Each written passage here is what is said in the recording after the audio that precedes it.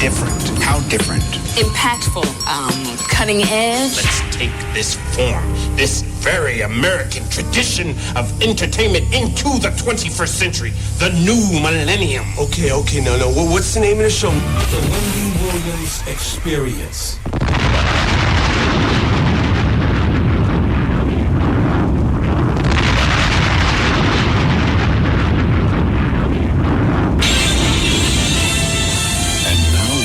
To bring you our feature presentation. Ladies and gentlemen, what your ears are about to witness, the greatest queen of all time. Okay, party people in the house. Turn it up, yo. Turn it up. This is it. Allow me to reintroduce this queen. From west to east. Just better get it right. Y'all know the name. Wendy Williams. Been in this game for a while. I hate to brag, but ain't nobody. Hey, this phenomenal. Like the queen. Right here. Who the world is this? So much drama. From yo block to yo block. I heard of the number one female. Been doing this for years. Empty barbershop. Beauty salon. Who the world is this? So much Again and again. Wendy Williams.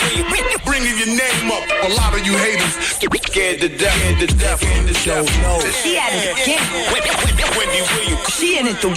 Wendy Williams. She back and she staying. Wendy Williams. The ain't playing. I like to present you the winner of the Game Shoot of the Year Award. Once again. Introducing the queen. Right there where they say the B ain't playing and you press the dramatic effect, Hollywood, you must have sensed my intensity today. I go through these things where, like, some days are just so intense. I'm chewing my gum like Yeah. Hey, everybody. It's one of those days. I feel a little tight and a little wound up. What I really need, probably a sip of some alcohol and a nap. Hey. But what's even better than that is you guys. Thank you so much for being here today. I am glad to be here with you all. Looking forward to winding down and doing some laughing, doggone it. Today, we will talk about Russell Simmons and Kimora, C. Murder, Portia de Rossi, Paul Wall, Tina Turner. We got more celebrities to talk about. Oh, sure. Always something to talk about here.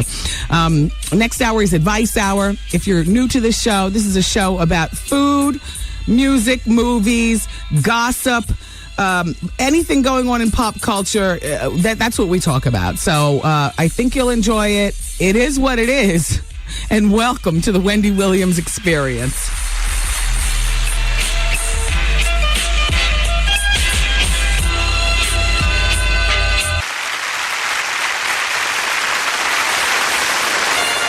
Ladies and gentlemen, it is with great honor and distinction that I introduce to you the queen of all media, Wendy Williams. Oh, ain't nobody like you.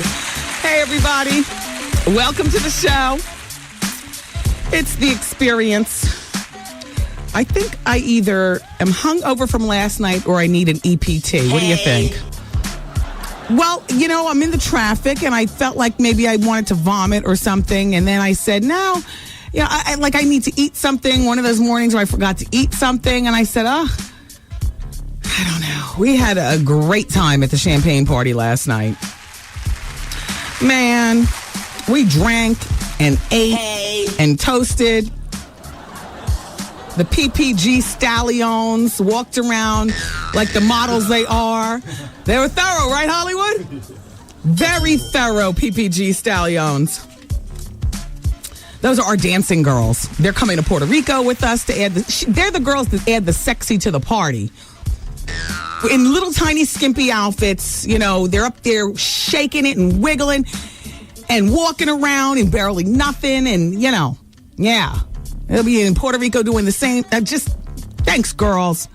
And thank you, Steve Lindsay, for doing their hair, makeup, and stuff. Just getting up. Man, thumbs up, girls. And shout out to JC Jace, Fame and Fortune. JC on the music, Fame, Fortune on the mic, hollering out, doing all the shout outs. Maceo, the comedian, showed up. Hip Hop, the magician, was pouring the George Vasselli champagne in a glass, and I don't know how anything was staying levitated. He was walking around doing magic. What else was going on in there? I don't know, but I tell you what, if you want to see the pictures from last night's champagne party, which was at this art gallery, except last night it was the party gallery. Shout out to the Giants that were there. I don't follow sports. I don't know who's or what's, and I can't remember names. But, hey, Cheech, you know sports. Did you see some of the New York Giants there? Figures, because you were drunk. Chi, our girl Friday, so she comes up to me during the party. She says, I just want you to know that I am working.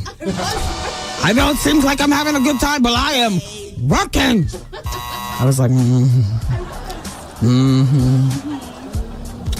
But if you want to see the pictures, you can go to this is Ebonics. datswhasup.com. Is it .com or .net? .net. It's DATS. How was that? D-A-T, maybe Z. All right, hold on. We'll log it up, and then you can take a look at the pictures. I was wearing these stupid round-toed shoes, though. You know what? I'm not a round-toed girl. I wore them because, I just said, let me wear these shoes and say, I love a pointed toe that just squeezes my toes all together. They're uncomfortable, but, the look. Ugh. Round-toed red shoes and a vintage Norma Kamali party dress. See, my idea of a party dress is something that's too short. There ought to be a law because I'm a big girl. I don't care. It is what it is. And then a cocktail dress is around the knee. And then an evening gown, of course, you know what that is. That's, dragging on the floor. I had on a party dress. And, nice big fluffy, hair. It is what it is. We had a great time, though, last night. And you know what? Last but not least, damn you, Shawnee Caterer. Why was she walking around with the only food? She had the fish and chips.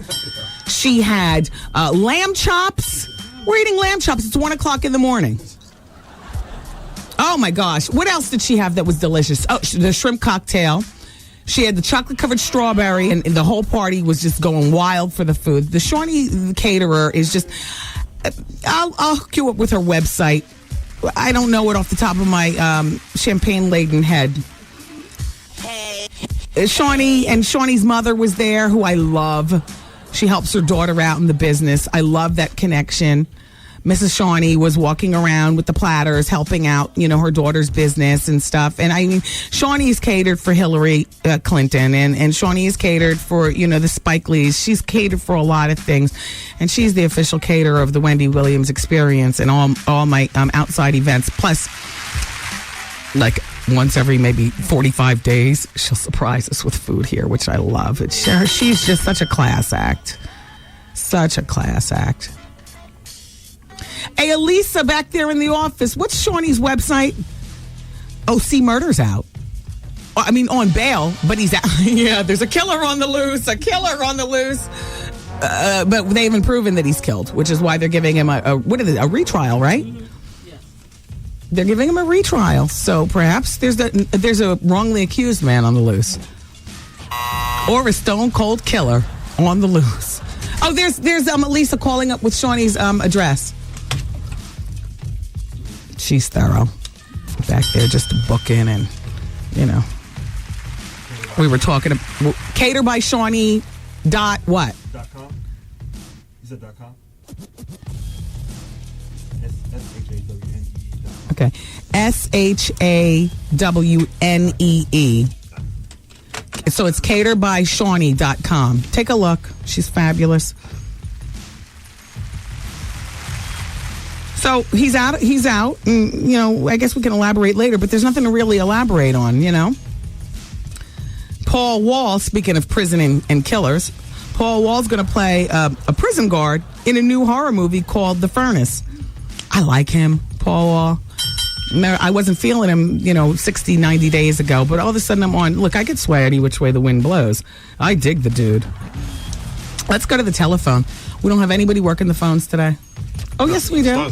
Star is in there. Oh, wait, she says Gina's on line number 2. She wants to say hi. Gina's 33. Hey, Gina. Hi. What's happening? Nothing. Oh, my God. I can't believe it. I've been trying for a year to get in contact with you. Thank you, Gina. Oh, my God. My son and my 16-year-old son and my 4-year-old daughter love some Wendy. Oh. Love. You should hear my kids in the morning wake up talking about how you doing. I just had to call and tell you that. Oh, my God. You have changed my radio life forever. I listen to you. I listen to Steve. I listen to Champagne. I listen to nobody else but you guys. I love you guys to death. Thank you so much. Love you. Thank you, Gina. Have a wonderful day. You do the same, Wendy. Bye-bye. Bye. Karen's on line number 1. She's 29. She saw the Black and White show on FX last night. Okay, Karen, what's going on? Hey, Wendy. Tell me all about it. The White family, they are just ridiculous. They were going to the church, the black church. Uh-oh. So what they did was her and the black woman went out looking for clothes, and she picks a dashiki for her and her husband to wear to the church. Stop. Yes. And which they talked about it. They ended up not wearing it. But then at the church, they all have the Holy Spirit, the white couple dressed up as black people. Oh, wow. Yeah, so they're just comical and insincere. From what people tell me, this show repeats at like midnight on FX? Yeah, it comes on I think it comes on at 10 and then it repeats at 11. Okay. So you got to watch it. Yeah, you know what? I'll be able to see the second half of it because on Wednesdays, I'm at the Comedy Club. I didn't go last night, but I heard it was great. Drew Frazier, who came by the Champagne Party, was hosting the Comedy Club last night. I love Drew. He's coming to Puerto Rico with us too. But I can be home from the Comedy Club by like 11:45, 11:30 on Wednesdays. I got to check this out. Catch it. I will. Okay. I will. Take care. Okay. Have a good day. You too. Bye-bye. Bye. Who's dialing my phone? They know I'm working. Regina's on line number 7. She's got a question about the interview with Khalees. Hey, Regina. Regina? I'm sorry. I'm trying to lean and turn off my phone. And what the hell? I'm sorry, you all. 917. Now, whoever this is, they know damn well I'm on the radio. More importantly, I know I'm on the radio, so why wouldn't I just have my damn phone off? Shut up. All right, well, Regina's not there. Deborah's on line number 5. She wants to talk about the champagne. Hey, Deborah. Hi, Wendy. How are you? Fine, thanks. I just wanted to ask you, Wendy, where can I find the George Vaselli? Because I'm trying to get it for my boss for his birthday. Okay. And I live in Brooklyn. I know. You know what? I will get back to you on the Brooklyn location. I don't know of where it is in Brooklyn yet. Uh-huh. This whole liquor process is very, very slow. About as slow as VH1 to upstarting my next show. Hey, VH1. Love y'all.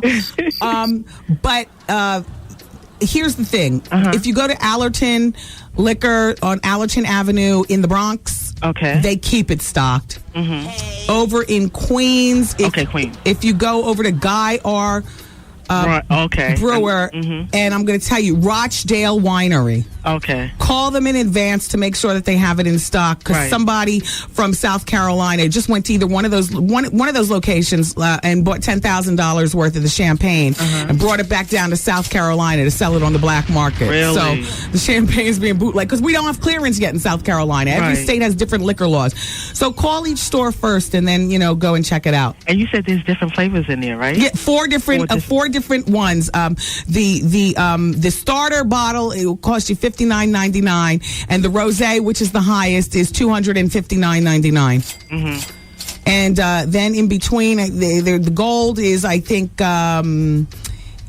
like $100, and then the platinum is $189.99. I mean, I go with sunglasses on and a different wig to the liquor stores in a disguise just to look at the display and see how and those are the prices. That's the going rate. Okay, thanks, Wendy. Take care. Bye bye.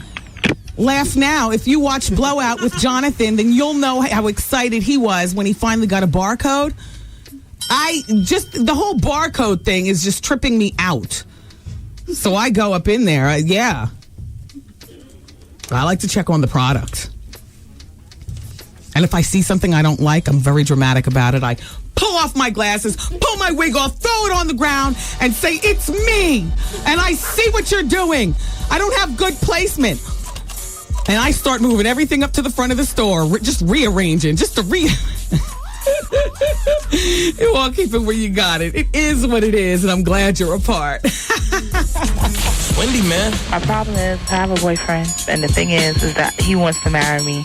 But I don't know if I want to get married to him because he has a drinking problem.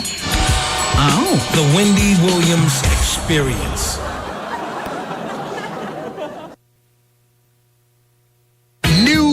New York, and anybody that can hear it close by is finally here, baby. This is a special night, and I want you to be there to share the moment with me personally. Join me Thursday, March 16th, as WBLS 107.5 presents the red carpet premiere screening of my new movie, Don't Trip, He Ain't Through With Me Yet. That's right. It's some of my best stand-up comedy work ever, and you can bring your entire family to enjoy it. Steve ain't cussing at all. I done this one for my mama. Yeah. So listen, for your chance to win tickets to the exclusive premiere screening presented by WBLS 107.5, home, you know it, of the Steve Harvey Morning Show.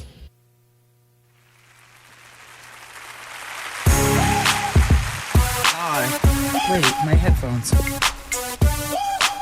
Home of the Steve Harvey Morning Show. Oh, and the Wendy Williams Experience. Me and Steve are excited to go to Puerto Rico.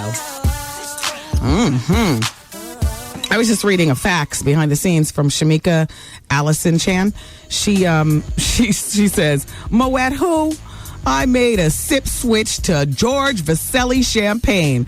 Where can I buy a bottle? I had an experience last night. I went to the Laugh Factory and had a blast, then got over to the loft space for the champagne party at 11:40. They tried to deny me my taste of champagne, but thanks to your intern Widley, he was able to get me my sip. No complaints from me, Wendy. You did your damn thing. Please let me know when the next sip is yada yada, blah, blah, blah. Yeah. I wanted to meet you. I didn't get a chance. Oh, that's from Shamika. Thank you, Shamika. And didn't I tell you? Like, there's no denying that product. That champagne is the heat-seeking missile. Hey. Yeah. Yup, China. Mm-hmm. Where's my WBLS information? Goose is running late today. Hollywood, who sits normally in the back and does the production for a fabulous job of production for the show, is actually, on the buttons today and is absolutely the nutty professor. All right, so WBLS, we love the Shadow Nightclub, and it's Thursday, and if you're looking for something to do, that's funny. My brother called me earlier and asked me what's there to do tonight. Oh, he's probably back in class with the kids. Oh, I need to leave him a voicemail. The Shadow. And it's free. It's free all night for everybody, The Shadow. It's packed all weekend long, too. It's free on Thursdays. Then on Fridays, it's free before 1 a.m. And it's the biggest party on Friday nights in town. Hey. On Saturdays, please, chill out on the mix. And, oh, by the way, Bent Rock is there on Fridays, too. So, the Shadow Nightclub, BLS, we've had a long-standing love affair with the Shadow. Cookie is on line number one. Cookie's on line number one? No. Okay. 2, 6, or 7. Okay, well, then Mikkel is on line number 2. I know it's very Negroidy in here, I know. Line number 2, she wants to talk about the Little Kim show. Line number 2. Line number 2. Oh, hi, Mikkel. Press the button. Where is Goose? Hello? Mikkel? No, you're not there. James is on line number 7 then. And he wants to talk about the girl from yesterday who's pregnant by her stepfather. Hi, James. Hey, what's up, Wendy? How are you? All right, I'll definitely be up tomorrow to get my book, by the way. Oh, okay, James, good. I got you. Okay, check it out. This is what I think that little girl should do. Since her father trying to connive and he's so nasty and going to sleep with his stepdaughter, right, what she should do is she should have the baby, but she needs to pack up her child that she got with her mother and leave, right?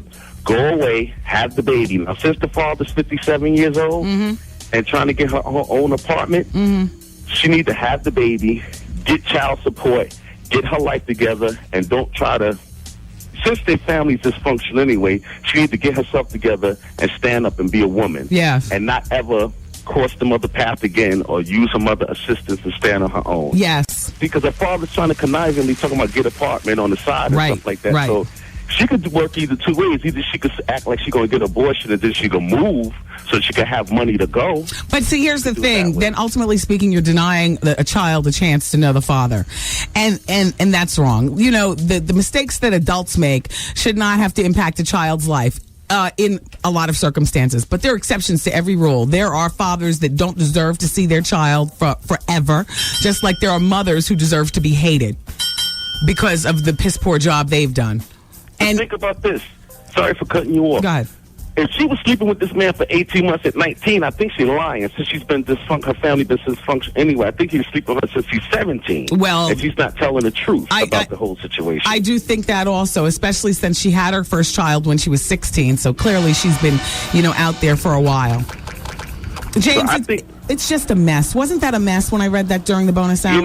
I couldn't believe it. I said, you know what? My life is good because I don't have issues like that. And that's why I like your show. Because you can look at other people and you can laugh at them and say, well, I'm glad I don't have that problem. You know what I'm saying? I'm glad I had that much sense so I don't have to call Wendy and say, listen, I'm an idiot. You know what I'm saying? Yeah. And I don't know how to get through these situations. So she needs to lie on that sword. She needs to move away. In the great words of Vinnie Brown, lie on that sword. Exactly. Mm-hmm. And she needs, you know what I'm saying? She calling you like you're her shero. Yeah. And like you're going to save the day. Yeah, you know right. That's her situation. She needs to move away, grow up, and she knows she's dysfunction because now at her guilt in the letter, she's telling all her business. So maybe she's trying to come to terms of being, you know what I'm saying, a woman or whatever. She needs to be responsible for herself. And her mother don't sound like she's too, the apple don't fall too far from the tree anyway. I know. James, was I wrong for calling her a wretched whore before? Yes, you was wrong for calling her that. Okay, I'm sorry. Self-fulfilling prophecy states that whatever you call a child becomes that. Oh. So if the mother tells her that she's no good and she's a bad apple, she's going to become that. And you have to move away from that. Just like when your mother called you fat and told you was fat, yes, and this, that, and the other, you became that. Now you run around and you still show signs of that because you're hiding, you're sneaking, and eat. Yes, and not only that, but I love dieting and liposuction. I lie on that sword, yes. Yes. And she called you and I heard a little message, Wendy, you are my shining star. I love you and all of that. Y'all get along now. Yes. Always be my you know what? From now on, I'm going to soften the blow. I apologize for calling her a wretched whore. But then I need you. What she is, but you know what I'm saying? You could have handled that a little different because if you were to look at the whole picture, then you would see that she's been being down. She's looking for help. Well, and her mother's not the best answer. Like you said, this is a good solution and she should sit back and her mother should console her. But wait till she had the baby, and even though the father's 57, he get ready to retire soon. So at least the baby be set up because she's an idiot. Yeah. If you have finances, she don't have to worry about it. Yeah. Thanks, James. No problem. Bye-bye. Bye. See, sometimes, all right, and a caller called me out on it. Before I offered the girl a solution, I did say, you wretched whore. That was my knee-jerk reaction. And I apologize for saying that. And you know what? I'm going to fall back from saying things like that to people when they call up or when I read a letter. But this is what I need from you all then. I need your help to say what I want to say, but it doesn't sound nice because I'm the host. Everybody forgives you. You call up and call somebody a wretched whore. And then let me co-sign and ding the bell. And then you know that's what I wanted to say. So now you all start, going hard. He called all nice. Oh, Wendy. Well, somebody's got to do it. You shouldn't have to fall back. I shouldn't have to fall back? All right, that's it. I'm gonna continue calling how I say. Thank you, you guys. Thank you, Chi-Chi. Thank you, Taryn. Or hates me. I don't care. I don't know. A little bit hating, dun. Anyway. All right, look, we need to continue with the break.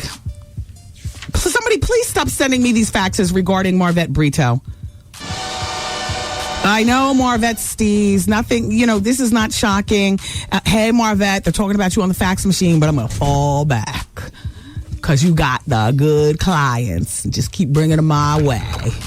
And don't call me and ask me about what people are saying because I'm almost nervous to even repeat this fax. However, everybody go to the other side of the console. I'm going to show you this fax. Star, including you. Go. Come on. No, Star, quickly.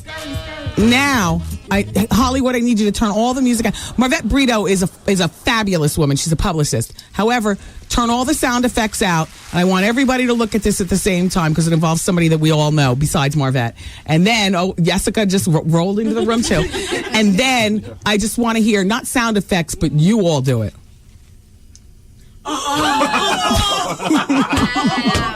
And I believe every word. Yeah, I ain't surprised. Yeah, all right, say nothing else. Say nothing else, okay. Marvette, you owe me one because I'm going to keep my mouth shut. All right, let's continue. Oh, this hour of the show, by the way, is sponsored by the New York Mets. Mets baseball is absolutely running into the news and all like that, but people who love baseball season again, and the Mets, go Mets. Also, shout out to lady from Maryland. Kev just called up behind the scenes and said this lady drove up from Maryland specifically just to buy 5 bottles of the champagne from Allen Liquors. Really? Yeah, that's what he just called talking. Oh my God! Why didn't she leave her name? Hey, woman, don't open those bottles until you get back, especially that silver. I mean, I love them all, but there's something about, and people are calling it silver. I just did too. No, platinum. Thank you, woman. All right, so look, we're going to continue with the break, and we'll be back. More phone calls. We'll talk about Tina Turner in the next break, and some other stuff, just stuff going on. Stuff is always going on. Thank you, everybody. It's Wendy until 7 on WBLS. Hey. Wendy Williams rocking your station, dropping hits across the whole nation. Wendy Williams rocking your afternoon.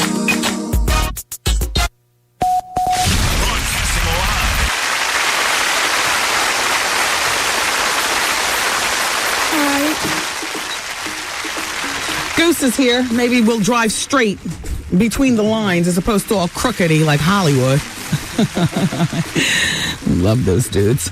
All right, everybody. It's the experience, and it still is what it is. Everybody's calling to talk. The conversation with Gail. People are still waiting for that. I need that today. Go to line 6, Goose. Maria is there. Marie? Yes. You need that, don't you? That conversation with Gail? Yes. Okay, you know what, everybody? Here it is. I'm going to play that conversation today during the hour of truth because I promised it yesterday because I thought that I wasn't going to be here in time. And I didn't realize what a disappointment that was going to be to you guys. Yes, I had it on my blotter for a week. Damn it. So sorry. Oh, my God, it's appointment radio. Listen, okay, you got it today. Hey, Elisa, I got here so late today. You didn't tell me. Is Sam Fine actually coming in today? We don't have anybody for the hour of truth, do we? Because if we don't, then it's Gail all the way. She'll call up in a moment, Goose. You can just give me a yay or nay behind the scenes. And then she's sitting there at her desk, wringing her hands, wondering how she can spend more time with her son. She's got mother guilt. Yeah, don't we all? You work and, you miss out on stuff. Oh, there she is. I'm just waiting for the yay or nay, Marie. How are you doing? Oh, we can play it? Oh, you had to hang up on Marie to hear that. All right, Marie, put it back on the blotter for today during the hour of truth. Conversation with Gayle King regarding Ludacris and the Oscar party. And Gayle, if you don't know or live under a rock, is Oprah's best friend. Line number 7 is Victoria, and she wants to talk about infidelity. Hi, Victoria. Hi, how are you doing, Wendy? Good, how are you? I'm hanging in there. I could be better, my dear. Oh, can we all? Okay. Here's the deal. His name is Dexter Larry Cockburn. Likes to go by the name Larry. Wow. Was with him for 3 years. He fathered a child that was born last September 23rd. The baby girl's name is Melissa. I was cleaning, and I came across an acknowledgement of paternity. Wow. That's how I found out that this man has been having a relationship off and on out of our relationship for 2.5 years with this one lady in the Bronx. He teaches martial arts, and the mother is the mother of a former student of his. Oh, my God. And then on top of that, she's also was thinking that he was sleeping on her. So in other words, she had an indication that he was cheating on her. Wow. I never knew any of this stuff was going on. So she was supplying. So you say you've been with him for how long? 3 years. But you're not married to him? No, I was not. So you've already packed up your bags? You're leaving this, right? Oh, no. Actually, what the situation was, he was staying with me for 2.5 years, and I most definitely escorted him with the police, with the NYPD, out the door. So he was kicked to the curb. Wow. He was kicked to the curb. Wow. This man is from Trinidad, and he has a tendency and a reputation, according to his previous relationship, because this baby makes number 9, believe it or not. Well, I don't understand why you were with him. Stop calling him out. Now it's time for us to call you out. It is time for us to call you out, Marie. How many babies' mothers does he have? Oh, no, my name is Victoria. Victoria, I'm sorry. How many babies' mothers does he have? We're looking at, we really don't know. According to his mother and my brief conversation, I should say, with one of his son's mother, I want to say maybe 6. Okay, how many were you led to believe, how many children and babies' mothers were you led to believe he had when you first got together with him? It was not 9, though, that's for sure. Well, how many? How many? It was, I think it was 6. All right. Well, I'm looking at you with the screw face now. Oh, I'm looking at myself with the screw face, Wendy, most definitely. But I understand because you're 30 years old. You're at that point in life where, you start to panic. And sometimes we all at that point make, silly decisions regarding men because we're panicking and our biological clocks are ticking and we're thinking that, we're thinking irrationally. But Wendy, you know what? I don't have children from this man, thank God, and it was a decision that I actively chose to make sure that I was not going to have children because I'm not into the kids thing, So I totally understand. That was not for me. What this man provided for me, though, believe it or not, for 3 years, he was a fabulous provider in terms of how he took care of my needs. How he has the time to go out and impregnate other people and carry out these other relationships with other women is unbeknownst to me. I really do not know where he got the time, much less the motivation. He's 47, 48 years old. I don't know where he got the energy. Can I tell you something? Yes, Wendy. I applaud you for making a conscious decision not to have children simply because I used to not really understand that, women, doing that because I'm thinking like, don't all women want to have kids? But you know what? It's not true. It's not for everybody. But let me also say, I don't care if he had money like Will Smith. A man who's sloppy enough to have 6 children, because that's what he told you in the beginning, and now you find out it's 9, 6, same difference.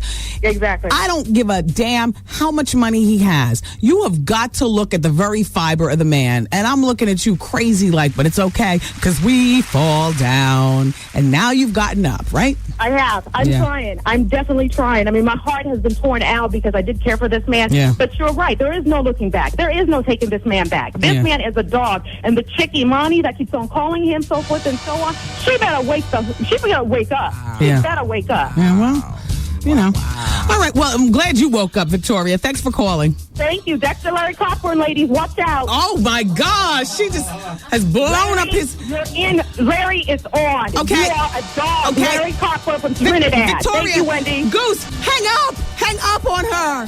Oh, my God. We were supposed to talk about Tina Turner. Instead, we talked about Dexter Larry Cochran from Trinidad. He's a dog, according to Victoria. Damn. Is that how Trini men do, Goose? Goose from Trini. Hiding 22 kids with 11 babies' mothers. All right, everybody, keep it here. Advice Hour is coming up next. We have Sam Fine coming in today, I've just learned, but I promise you Gayle King as well. A promise is a promise. I'm gonna keep it. But I gotta go to the back and tell Hollywood to zhuzh that up off past tapes of the show. I'll be back.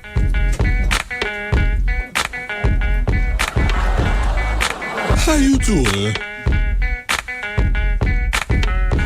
Wendy, man. He's got caught twice with 2 different women who are saying that he's trying to get with them. I need to kick this dog to the curb, don't I? The Wendy Williams Experience.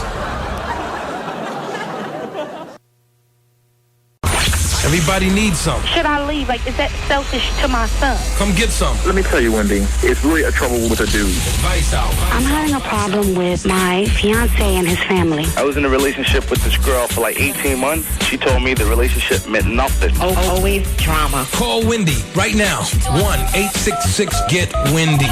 Fax Wendy at 866-WENDY-FAX. Wendy, can you give me advice on plastic surgery?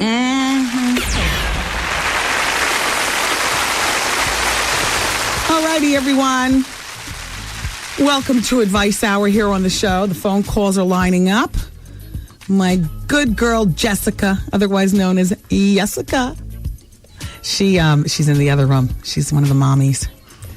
Love that. She helps me write notes to Mrs. Lopez so that Mrs. Lopez can perfectly understand, certain things. Love that. Thank you so much, Jessica.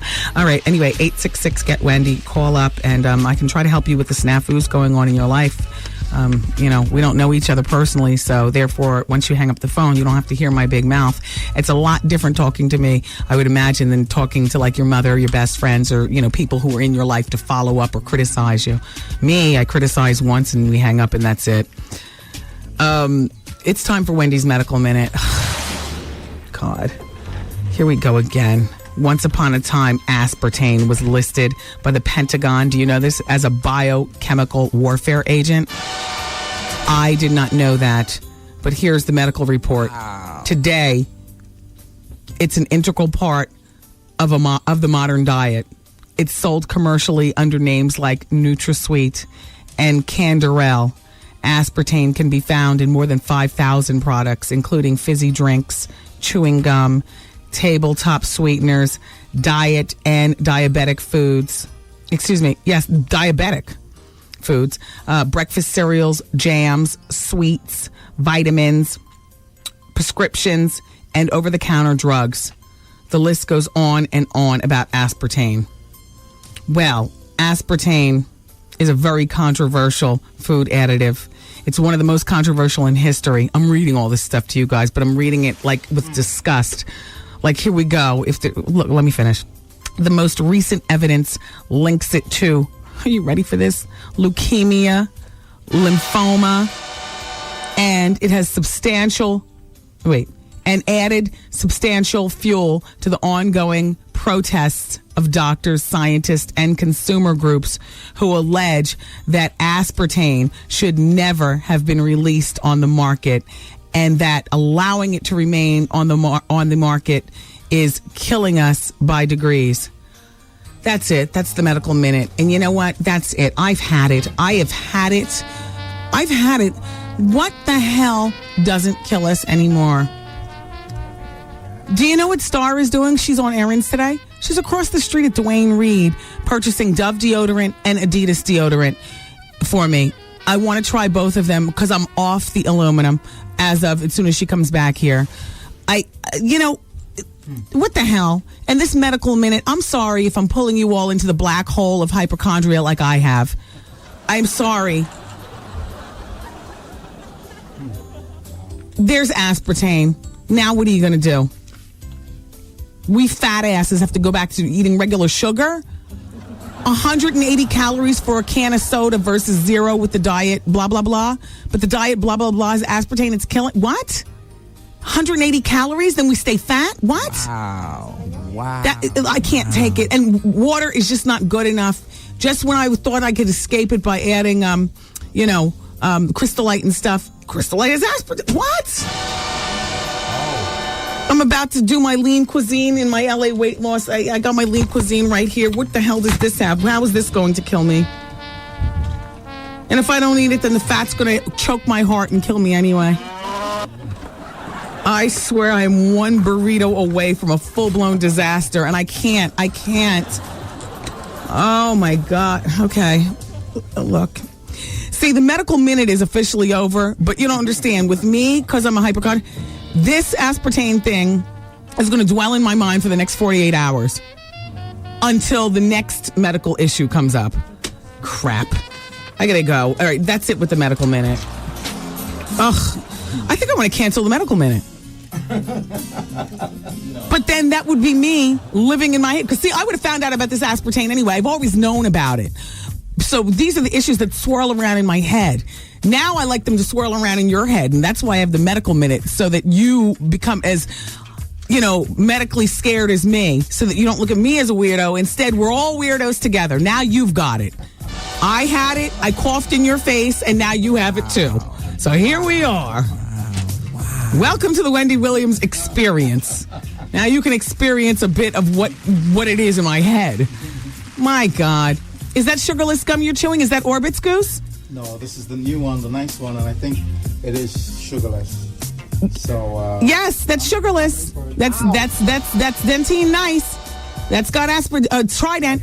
You're dying too. Oh man. By the way, we don't chew Trident here on the show. Orbits is the official gum of the show. Everybody has Orbits.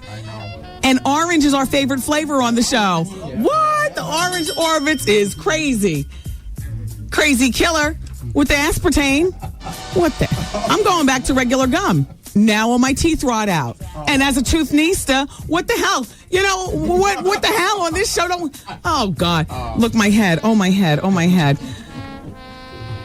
Okay. Let's go to line number 4. Aisha's 19 years old, and she thinks her man's cheating. Hi, Aisha. Hi, Wendy. Yes, how are you, honey? I'm fine. I really need your advice because I think that my boyfriend is cheating on me, and it like hurts because like all the boys I ever dated, like he like was the first boy that really like respected me for me and like valued me for me. But like now, it's just like so many signs that he's cheating. Like I don't want to believe it because I love him and really care about him and stuff. But I think it's like I really do think he's cheating on me. Take it from an OG. If you think it probably is. Then again, maybe it isn't. How long have you been with him? For about a year, and like at first everything was fine. Like everything was good. Like we would go places together. We'll do things together. Like we'll always be together and stuff. But I got pregnant by him, for instance. And at first we got in an argument because I found out like on New Year's whatever that he went to go be with another girl, but the whole time he lied to me and his mother, saying that he went over one of his boys' houses to visit. Can I ask you something? All right, enough about him. Just for a moment. Aisha, you've been with him for about a year. Yeah. Girls always know how long they're with guys, especially when they're really special. How many months? I want to know months. How many months have you been with him? 13 months, a little over a year. Okay. When did you start taking off the condom? Around like the 6 months, like 6 months period. And so, are you still pregnant, or have you already? No, he made me have an abortion. He made you. Yeah. At first, he was like, "I want the baby," but then like, what did you want? What did you want out of this? I wanted to have the baby, whatever, because I really like didn't believe, like taking a child's life, whatever. And can I tell you something, Aisha? Yeah. Boys complicate your life, don't they? Yes. They really, and sex complicates it even more, i.e. now you have a baby or an abortion under your belt, right? Yes, yeah. You've been and like it haunts me every day, and like every time I bring it up, whatever, he'll say, "Don't talk about that. I don't care." Okay, can I tell you something? Yeah. The cheating, the abortion, the "he made me" statement, your whatever young girl conversation, whatever. You need to fall back, not just off him, but perhaps off getting serious with boys. Aisha, I think you probably need to work on yourself as a young lady and heal from, whatever guilt you have regarding the abortion and learn that, your body is your own body. When you get pregnant, unless it's your husband, where I guess the two of you might have somewhat of a say, although, I always feel as though a woman's body is her body. Why don't you leave him alone? Yeah. Yeah, I mean, he's away right now, and I think he's with the girl because he's in Atlanta. Leave him alone.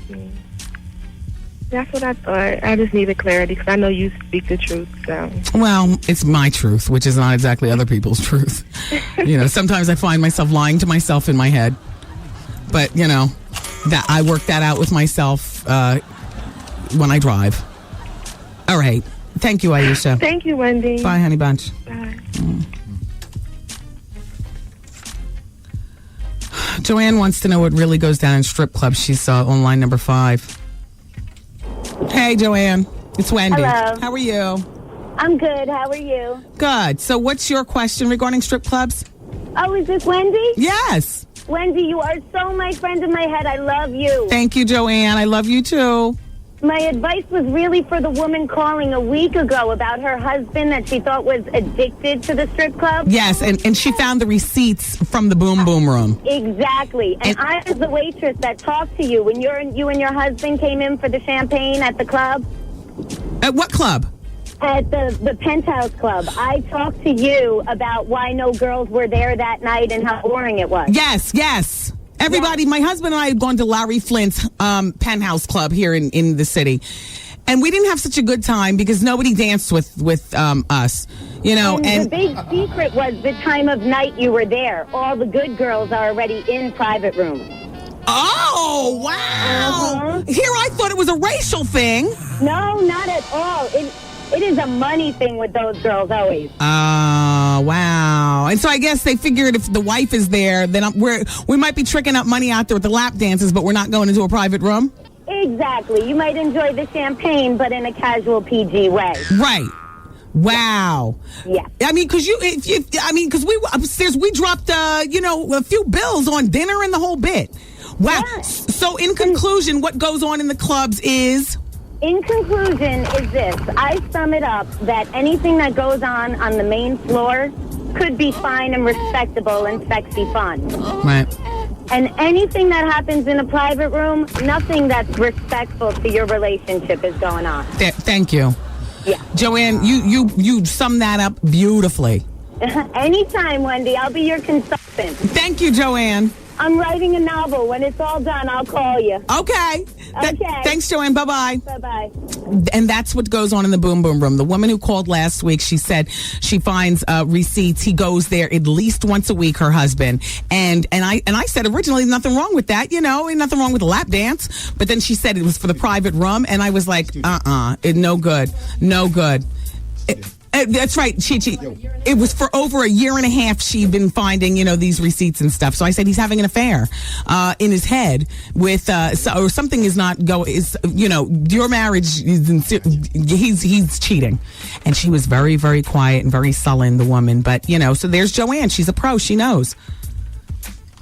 And that club wasn't racist to me and my husband because, we as black people, we are quick to draw the racist card. Nobody was coming over and dancing with the black people. But they were selling us champagne at like $200 a pop.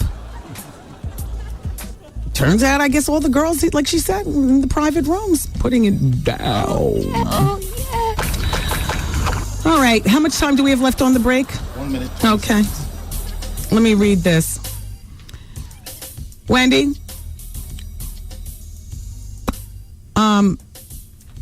I'm pregnant with a 40-year-old man. I'm only 23 years old. Wendy, he has 12 kids, not including mine. Goose, the sound effect. 12 kids, not including mine. Are you kidding me? How could you forget that? And I actually don't even want, it's a very light fax. I don't even want a whole lot of problems. I'm not engaged with my fiance. He doesn't know anything. I don't want to keep the baby. Wendy, but something inside me is telling me otherwise. I'm not trying to hold that old man down. What would you do? I wouldn't have messed with a man with 12 kids, so I'm not even in that situation. No, 12 kids with or without, because condoms are not 100%. No, but she's asking me what I do. Why is everybody getting pregnant with men with multiple kids like this? 12 kids? Are you kidding me? I don't care if he had Will Smith money. Once again, Will, I hate to keep using you as an example, but I use you as that example of, a man who can afford as many kids as he wants. There's something there's bells ringing. I mean, hell, you guys criticized, who's the black, John Singleton. 5 kids, like 4 babies' mothers. I was applauding inside of my head as the faxes were coming in. Wendy, I don't care how much money he has. 5 kids, 4 babies' mothers, something is sloppy and not right and so on and so forth. John, you are a friend of the show. But in my head, I'm just like looking at you like, I don't care if you can afford, I don't care. There was something about your character, that there's just dropping seeds every place, marrying nobody. And I don't care. I don't care. You ask me what I would do? I wouldn't have been in this situation. This man would have been good for a one-night stand, and and that's only because I didn't know about the kids. I might have been dumb for 3 months at the very most. But you know what? I'm not this kind of chick. Like in this day and age, my advice to single people, or if you don't want kids or whatever, He uses a condom, and girls, you use birth control too. You gotta double up. That'll make it 100%, as opposed to 99% here, 94% there. Well, there's always that percentage. The sperm meets the egg, and kaboom. Oh, you guys, keep it where you got it. Ugh. The Advice Hour continues. Wendy, man. My brother, he's 28 years old, has 4 children by 4 different women. But this heifer called my mother yesterday. She's like, he got my sister pregnant. I want the money back for the abortion. The heifer showed up at my house with a receipt. I fell out. The Wendy Williams Experience. Yes, kings and queens, this is the original Rude Boy David Levy rocking you, reminding you to join me inside the ballroom each and every Saturday, 7 p.m. to 10 p.m. And then comes Sunday, it's the #1 Caribbean show in the world, Caribbean Fever, 4 p.m. to 7 p.m. Out in the streets, they call it 107.5 WBLS. Oh, God. Oh, yeah. 107.5 WBLS, today's R&B and classic soul, and the Wendy Williams Experience. So I see in the Daily News today, David Hinckley, he's the radio guy. He says, radio darts keep flying. Afternoon host Wendy Williams of WBLS last week referred to WQHT morning host Miss Jones as Clonesy, which was interesting because the two used to say nice things about each other. You know, here's the thing, and I'll address this, and I'll address it once, because Red Gal also says, Wendy, you're a friend in my head with all the gossip, etc. It's my guilty pleasure. I can't get enough. I want to let you know that Elvis Duran from the Z Morning Zoo was looking for you. He wants you to call up his station. They were talking about the radio station feuds and all the mess. So will you call him? I would imagine that was this morning, and it's relating to today's Daily News and David Hinckley's column. Elv, I love you like cooked food. You know, thumbs up to the legendary Z100, but I'll address it right here on The Experience. With all due respect, I got my own show. Here's the thing. Jones and I are, or were, or whatever, colleagues. I mean, you know, we were close enough that, you know, she, where I did go to her birthday party, and she didn't come to my Dons and Divas, where her son did have a birthday party and we weren't invited. And I'm not saying that to say like I'm mad, but I'm just saying, you see, there's not like, it's not like that. It's not like, hey girl, you know, my son is, you know what I'm saying? We are peers in radio. That's not friendship. Friendship is, you know, up in the house and like me and Carnegie. Do you understand what I'm saying? People use that word friend very loosely. We're peers in radio, and we had a mutual respect for each other. The problem with Jones, and she fully understands this, my husband, and you'll have to forgive him, but he's my #1 cheerleader and my manager. And so when he talked, it was just out of pure frustration. It's the same frustration that I felt, you know, for, quite some time now. My thing is that there's room for all of us girls in this business. And I'm all for girl power and beating these men at their own game. And you best believe that sexism is alive and well. My frustration with Jones and why I call her Clonesy is because you don't need another Wendy clone or anybody, you know, using, you know, the Wendy-isms and the Wendy mannerisms. You got the real thing. And at least as far as what the Suttons say, the owners of this station, I ain't going nowhere soon. So therefore, you don't need that. I think that Angie Martinez has done a great job of carving her own niche. I think that, you know, when Sunny was here, she did a great job at carving her own niche. You know, I think Cherry Martinez does a great job as carving her own niche. You know, the girls who came before me, you know, they did their thing, and I have a lot of respect and admiration, but I carved my own niche. And I just feel like if all you're going to do is be a clone of Wendy and Star and Buck Wild. First of all, you all, the listening public, you're not stupid. You hear that. And I've gotten your faxes and your telephone calls. You know, you see me in the club and you tell me about it. You know, the people that I work with here in the pink room, you know, they talk, you know, what the screw face. My husband, he's straight out of Brownsville. You know, no, he gives it to you straight, no chaser. He gives it to you. He gives it to me. Imagine our fights at home. You know what I'm saying? He gives it to me. So what he said, that was strictly the Ville. Just straight no chaser, no time for bullcrap. So, you know, his delivery might have been a bit harsh, you know, but that's what it is. And Taryn said, you know, something slick about, you know, today on the show, it's going to be men who live off their women. She only wishes that her man could be like him. Hold her down and support her to the 10th degree. You know what I'm saying? My husband, and you know, he's not all great, as I've told you. However, you know, while I'm busy trying to figure out who's going to come and repair the cabinets and, you know, figure out a pediatrician and do the radio show, he is out crossing T's and dots. Right now, he's over at Random House, you know, planning the book tour with them.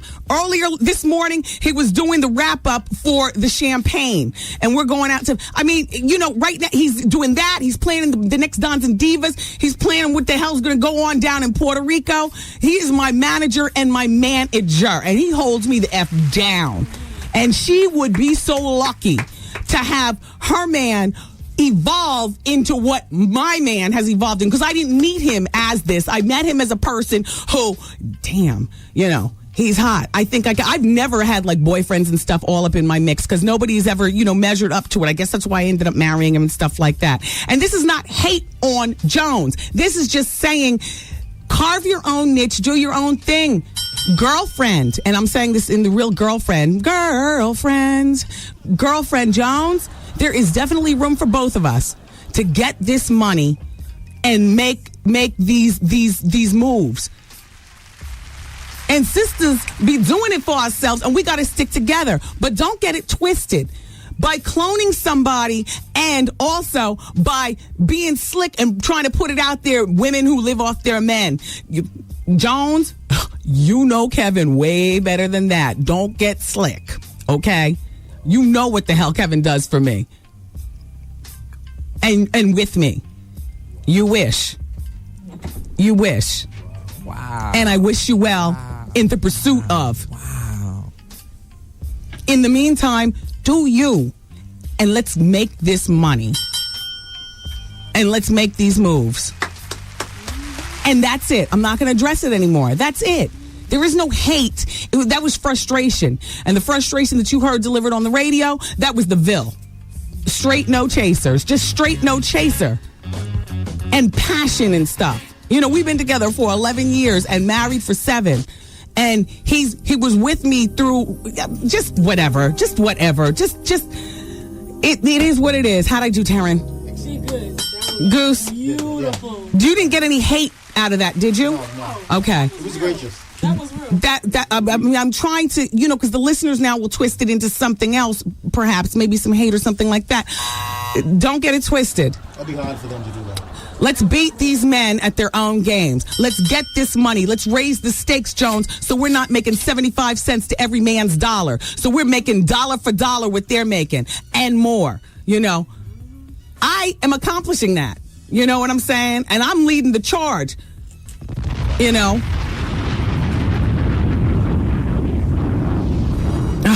Okay, let's make some money now. Let me make some money. This man, I am his spokesperson. He's putting money in my pocket. Let me talk about Dr. Stuart Mogul, who specifically asked to advertise on this show and didn't want a commercial in, like, the commercials pre-recorded and played. I want a Wendy Reed. That costs. Exactly. You know, so let me make this money. My foot doctor, Dr. Stuart Mogul. Found him on my own. He decided he wanted to advertise on radio 2 years after my bunions. He looked nowhere else. He came here to WBLS, specifically to the Wendy show. He wants live reads, so let me give it to him the way he pays me to. This man's been in practice for 22 years. By the way, happy birthday, Dr. Mogul. Today's his birthday. Hey. Kendra, our account executive, told me that. He's a board-certified foot surgeon. He's also the attending surgeon at Lenox Hill Hospital, Manhattan Eye, Ear, and Throat Hospital, and the Fifth Avenue Surgical Center. His practice is limited to corrective foot surgery. He did both my bunions at one toe in one on both feet in one operation. That's okay. I still have big feet, and they're still not model feet, but you know what? They hold up my body. And Dr. Mogul, thank you for that. Thank you. He's been on The View, CBS Show, Extra, VH1, Fox News. I'm not telling you to do what I do, because I always say, you need to find somebody that's good for you. But please, I encourage you to put Dr. Mogul on your list of doctor interviews. If you've got foot problems, go to 3 or 6 consultations, but put Dr. Mogul on your consultation list. I bet you'll go back to him and get your work done. I'm going to give you his number, 212-769-0066. 212-769-0066. 212-769-0066. You can go to his website, too, at footnewyork.com. Oh, more money on the table. Hold on. Let me scrape this off. St. Ives with the Wendy Show. Thank you. And I love St. Ives, too. I've loved it forever. It's affordable. And it's effective. I'm going to talk to you now about the collagen moisture. Collagen, why? Because when you're a certain age, you want those proteins found in young, healthy skin. That's what St. Ives has in its collagen elastin moisture. And for you young chicks and, younger people, keep the collagen with the St. Ives collagen elastin moisture. It's good for everyone. St. Ives was a proud sponsor of the U.S. ski and snowboard team, and you know what their skin goes through. It helps your skin stay healthy and soft, and those proteins, young and healthy proteins. Proteins like the Funky Spunk. You take that and you wash it in your hair and spread it on your face. What? Whenever I get some in my face, I just spread it on like a mask, and I just go to sleep. Easy, Heather. The collagen is good for you, and it's found in St. Ives Collagen Elastin Moisture. The secret ingredient is protein. Get your protein on today with St. Ives Collagen Elastin Moisture. Please, okay. All right, we're going to continue with the break, guys. We'll be back with more Advice Hour and the People Poll question. Sam Fine, makeup artist to the stars, is coming through town with another one of his beauty seminars, and he'll be here during the Hour of Truth to tell you when and where, New York. So make sure you listen with your pen and paper. And then also during the Hour of Truth, after Sam leaves, Gayle King talking about Ludacris and Oprah, because I squeeze a little bit out of her. Keep it where you got it. It's Wendy till 7 on WBLS. Yo, did you catch this flashback? A shocking story surfacing within the school district has many parents on edge. Police said 2 6-year-old boys were performing sex acts on each other on campus. There was... Oh, come on. Come on.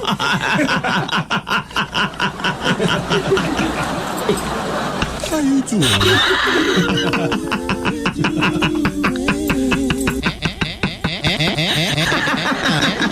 I'm gay. I'm a homo. I like guys.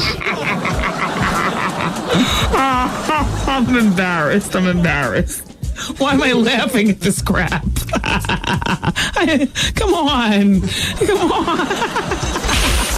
This is it right here. Miss a day, miss a whole lot. Coming through your speakers, boy. It's Wendy, man.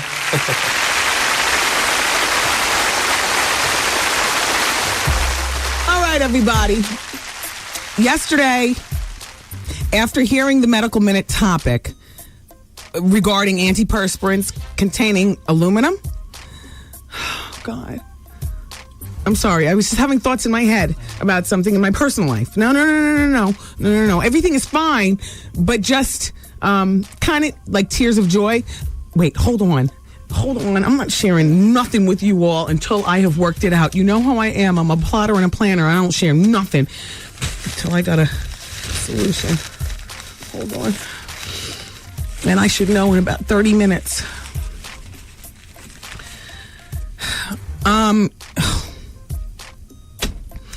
About the antiperspirant with the aluminum and the cancer causing. Yesterday's People Poll question was, people poll, Will you switch to natural deodorant now that, we talked about the aluminum? 25% of you all said yes, and 75% said no. There's going to be 25% of the audience stinking all over the joint. Natural people, they stink. At least that's what I remember when I used to be able to smell. Now, this is for ladies who don't have children, who are 30 plus. Today's People Poll question is, now, this is if you don't have children and you're 30 plus, because I clearly remember being 25 saying, I don't want any kids. So this is for 30 plus.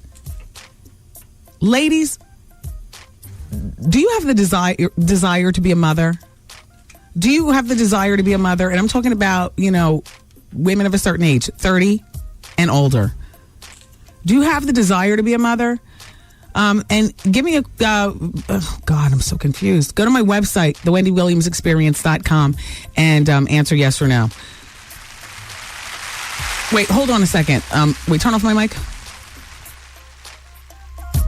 Rewind that back. All right, let's go. Shout out to the Foot Palace on Friday night.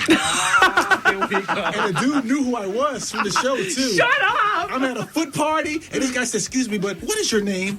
I said, I'm Artie, of the Wendy Williams Show. I'm like, yeah. He said, tell Wendy. I said, what's up? Is there really some place called the Foot Palace? Yes, it is. My foot brethren gathers there once a month, and you worship women's feet. Very exclusive rooms and pillars. It look like Genie's Palace in there. So you have public areas. I always get like a private room and then take two of them in there with me, and then I worship their feet. Nice. Yeah, man. Nice. And then they make you wash their feet with alcohol afterwards. Love it. Love it. Love it. Woo. When I'm stuck a toe up my booty, I was like, oh my God. Oh my God. Oh, I loved it. I loved it. I think one of them had a Johnson, but I didn't ask. I just wanted the feet. A toe is a toe, right? A toe is a toe. You gotta work with it. A toe is a toe, damn it. I'm not ashamed. Hi, Chestnut Hill. Your boy has grown up. I'm here. Wendy Williams Experience.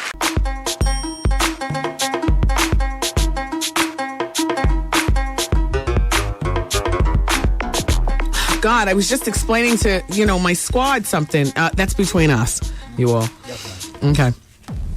All right, let's go to the telephone. Toya is on line number 1. Hi, Toya. Hi. Okay, Toya needs some relationship advice? Yes. Okay, go ahead, Toya. It's Wendy. Okay, well, I've been in a relationship with my son's father for about 6 years now. It's not a question of me knowing if he's cheating on me or not. Hold on, Toya, just hold on for one moment. Hold on for one moment, okay? Okay. All right. I'm going to get back to her. I want to go to line number 7. This is Stephanie who called the other day about the receipts. Oh, damn. Okay, back to Toya. Very black. Very Negrodi in this show is, damn it. All right, Toya, go ahead. So you've been with him for 6 years. You're 21. Everybody, she's 21, by the way. And so how old's your baby? He's 4. Okay. And so go ahead with the rest of it. Yeah, it's not a question about me knowing if he's cheating on me or not, because I already know that he is. But I mean, I don't know if he still is. He's telling me that he's not dealing with the female anymore. But like not too long ago, we just recently had a threesome with the female. So my main question is like, I don't know if I should. I feel like I'm going in circles dealing with him constantly, like going through the same old BS. Right. So I don't know if I'm like playing myself for a fool or if I should just, move on to, just, take time out for myself and, just take a break from the whole relationship thing, because I've been with him since I was 16 and I'm 21 now. So Goose is about to put this 2-minute sign up, so therefore I'm not going to rage and whatnot like I am in my head, but I'm going to just answer your question. Do I think you should move on and take time for yourself? The answer is absolutely yes. Okay. And you have a 4-year-old that you have to be more responsible for. You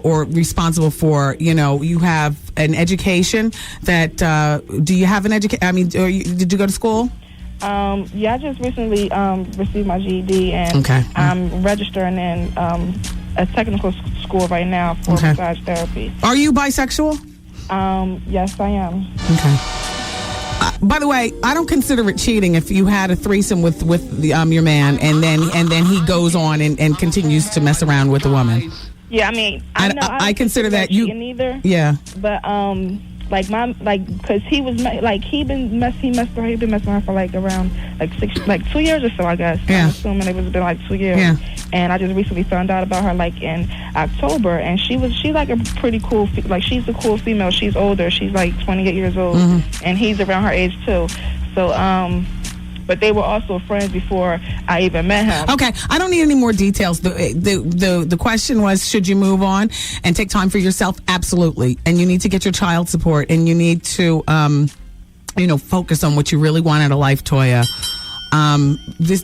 That's a very, very insane story that you just told me, but you're not alone in that. You know what I'm saying? If you listen to this show enough, then you hear a lot of girls your age calling up with very similar issues. I just don't have it in me right now to rage and whatnot. My mind is I'm in the studio, but my mind is floating out there somewhere. Believe me, that this is not the typical Wendy answer. I'll rage at you another time. Damn you. But yeah, move on, Toya. Okay. All right, everybody. Thanks. Keep it where you got it.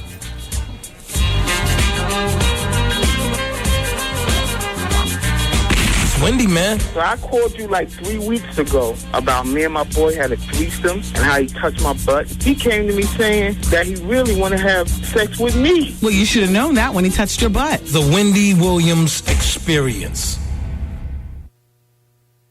107.5 WBLS, New York. She's a mother. When can I have pizza? All right, When can I have pizza? I'm going to order you pizza as soon as I finish talking about Jennifer. When can I have pizza? She's crafty.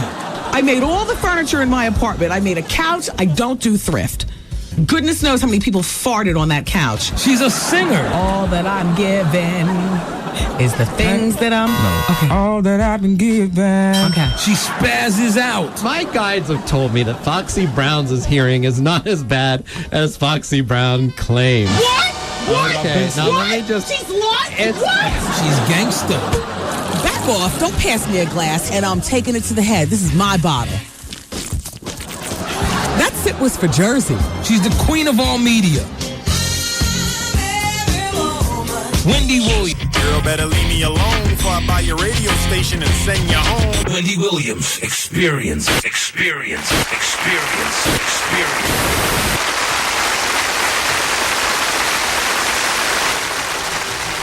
Let me straighten up this man's microphone and open the door and release Sam Fine. Oh, fabulous as usual. Have you lost weight? You weren't heavy to begin with, but I'm trying. you look terrific. How are you? What's going on? Wonderful. Come around over here. Everybody, Sam Fine has done everybody who's anybody's makeup. Patti LaBelle, Vanessa Williams, Tyra Banks, Halle Berry. Brag about yourself. Who else? Oh God, I think you got it. You got it. I mean, and some other people in between. Yeah, I had some tears a little bit earlier. Have they dragged through my makeup? Not at all. Okay, good. You must be wearing waterproof. No, actually MAC. Then you're doing really good. But I don't put it on really thick. See, I'm a fan of mascara. Yeah. So, yeah. This is L'Oreal, the regular L'Oreal, the one we love. the one we love in the gray. Voluminous. Yes. Exactly. And then the MAC powder. Nothing is run. Nothing. I don't wipe my eyes though. When I cry, I don't wipe my eyes because I want to agitate. Well, as long as you use a tissue and blot. Yeah, that's what I was doing. Yes. All right, so let's get to the main business at hand, which is that Sam Fine, and you can go to www.samfine.com to find out. He is launching another one of his tours. Are you touring or are you only in New York? Actually, I wrapped up the tour. Okay. And I added 2 dates. I added New York is always so good to me, so I had to come back to New York. So I'm doing New York. My last date in New York is this Sunday, March 18th. Okay. And then I added Philly. Great. We love that, right? Yes. So I added Philly, and that's going to be April 9th. Okay, so shout out to everybody listening at Power 99. Shout out to everybody listening on WBLS in New York because Sam Fine is here. And go to his website, once again, samfine.com. Okay, sidebar before we talk about you. I started asking you questions, which Sam's been to the show before. I saw Lauren Hutton 2 nights ago on HSN. Yes. I don't know if she's on something or what. Can I just tell you something about... you didn't buy anything, did you? No, I did not, because she doesn't sell to black women. She made it a point of saying, and it's very interesting. You said it, I didn't. This is what she said, right? In all her haze. I don't know whether it's... this is my opinion, and I don't know this to be true. Whether maybe it was a pill, a drink, a smoke. I don't know what it was. She just a little to the left to center, kooky. Yes, yeah. She comes on HSN every once in a while, and I watch it, I swear, like it's the movie of the week. I never order, but I enjoy watching. I do the same. You do? It's just like a train wreck. Yes! And you keep watching it thinking, are people really going to buy this?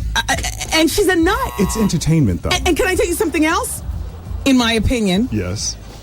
She's had a lot of plastic surgery. How dare she be on TV bragging that she's 60, which I believe that, and trying to tell women, if you buy my makeup, you'll look like me. But I can't say that. I have to say, I can't really see anything. I really don't, and I'm really good. Trust me, I've seen it all, and I really don't see much. I mean, if you saw her at the Oscars, she looked wonderful in a black suit, and she's always actually kind of, very pared back, not a lot of makeup, so really she kind of lets real life happen. I can't see it. Okay, then they might use a little bit of Vaseline on the lens like they did on Designing Women for Dixie Carter. That would make sense. Okay. And then that would make you think maybe she had something done. Right. It's true.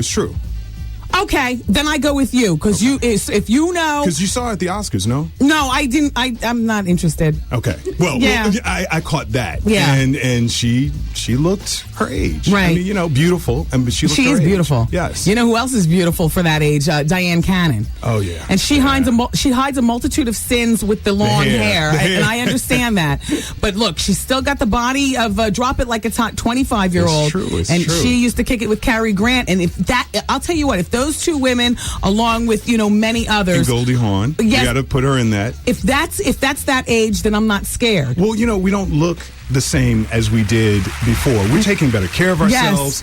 Yes. You talked about St. Ives and the collagen. Yes. So there are different things that we're doing to take better care of ourselves, and it shows. Yes. Absolutely. So now Sam, everybody, is from Chicago. Yeah. And he's paid his dues. I mean...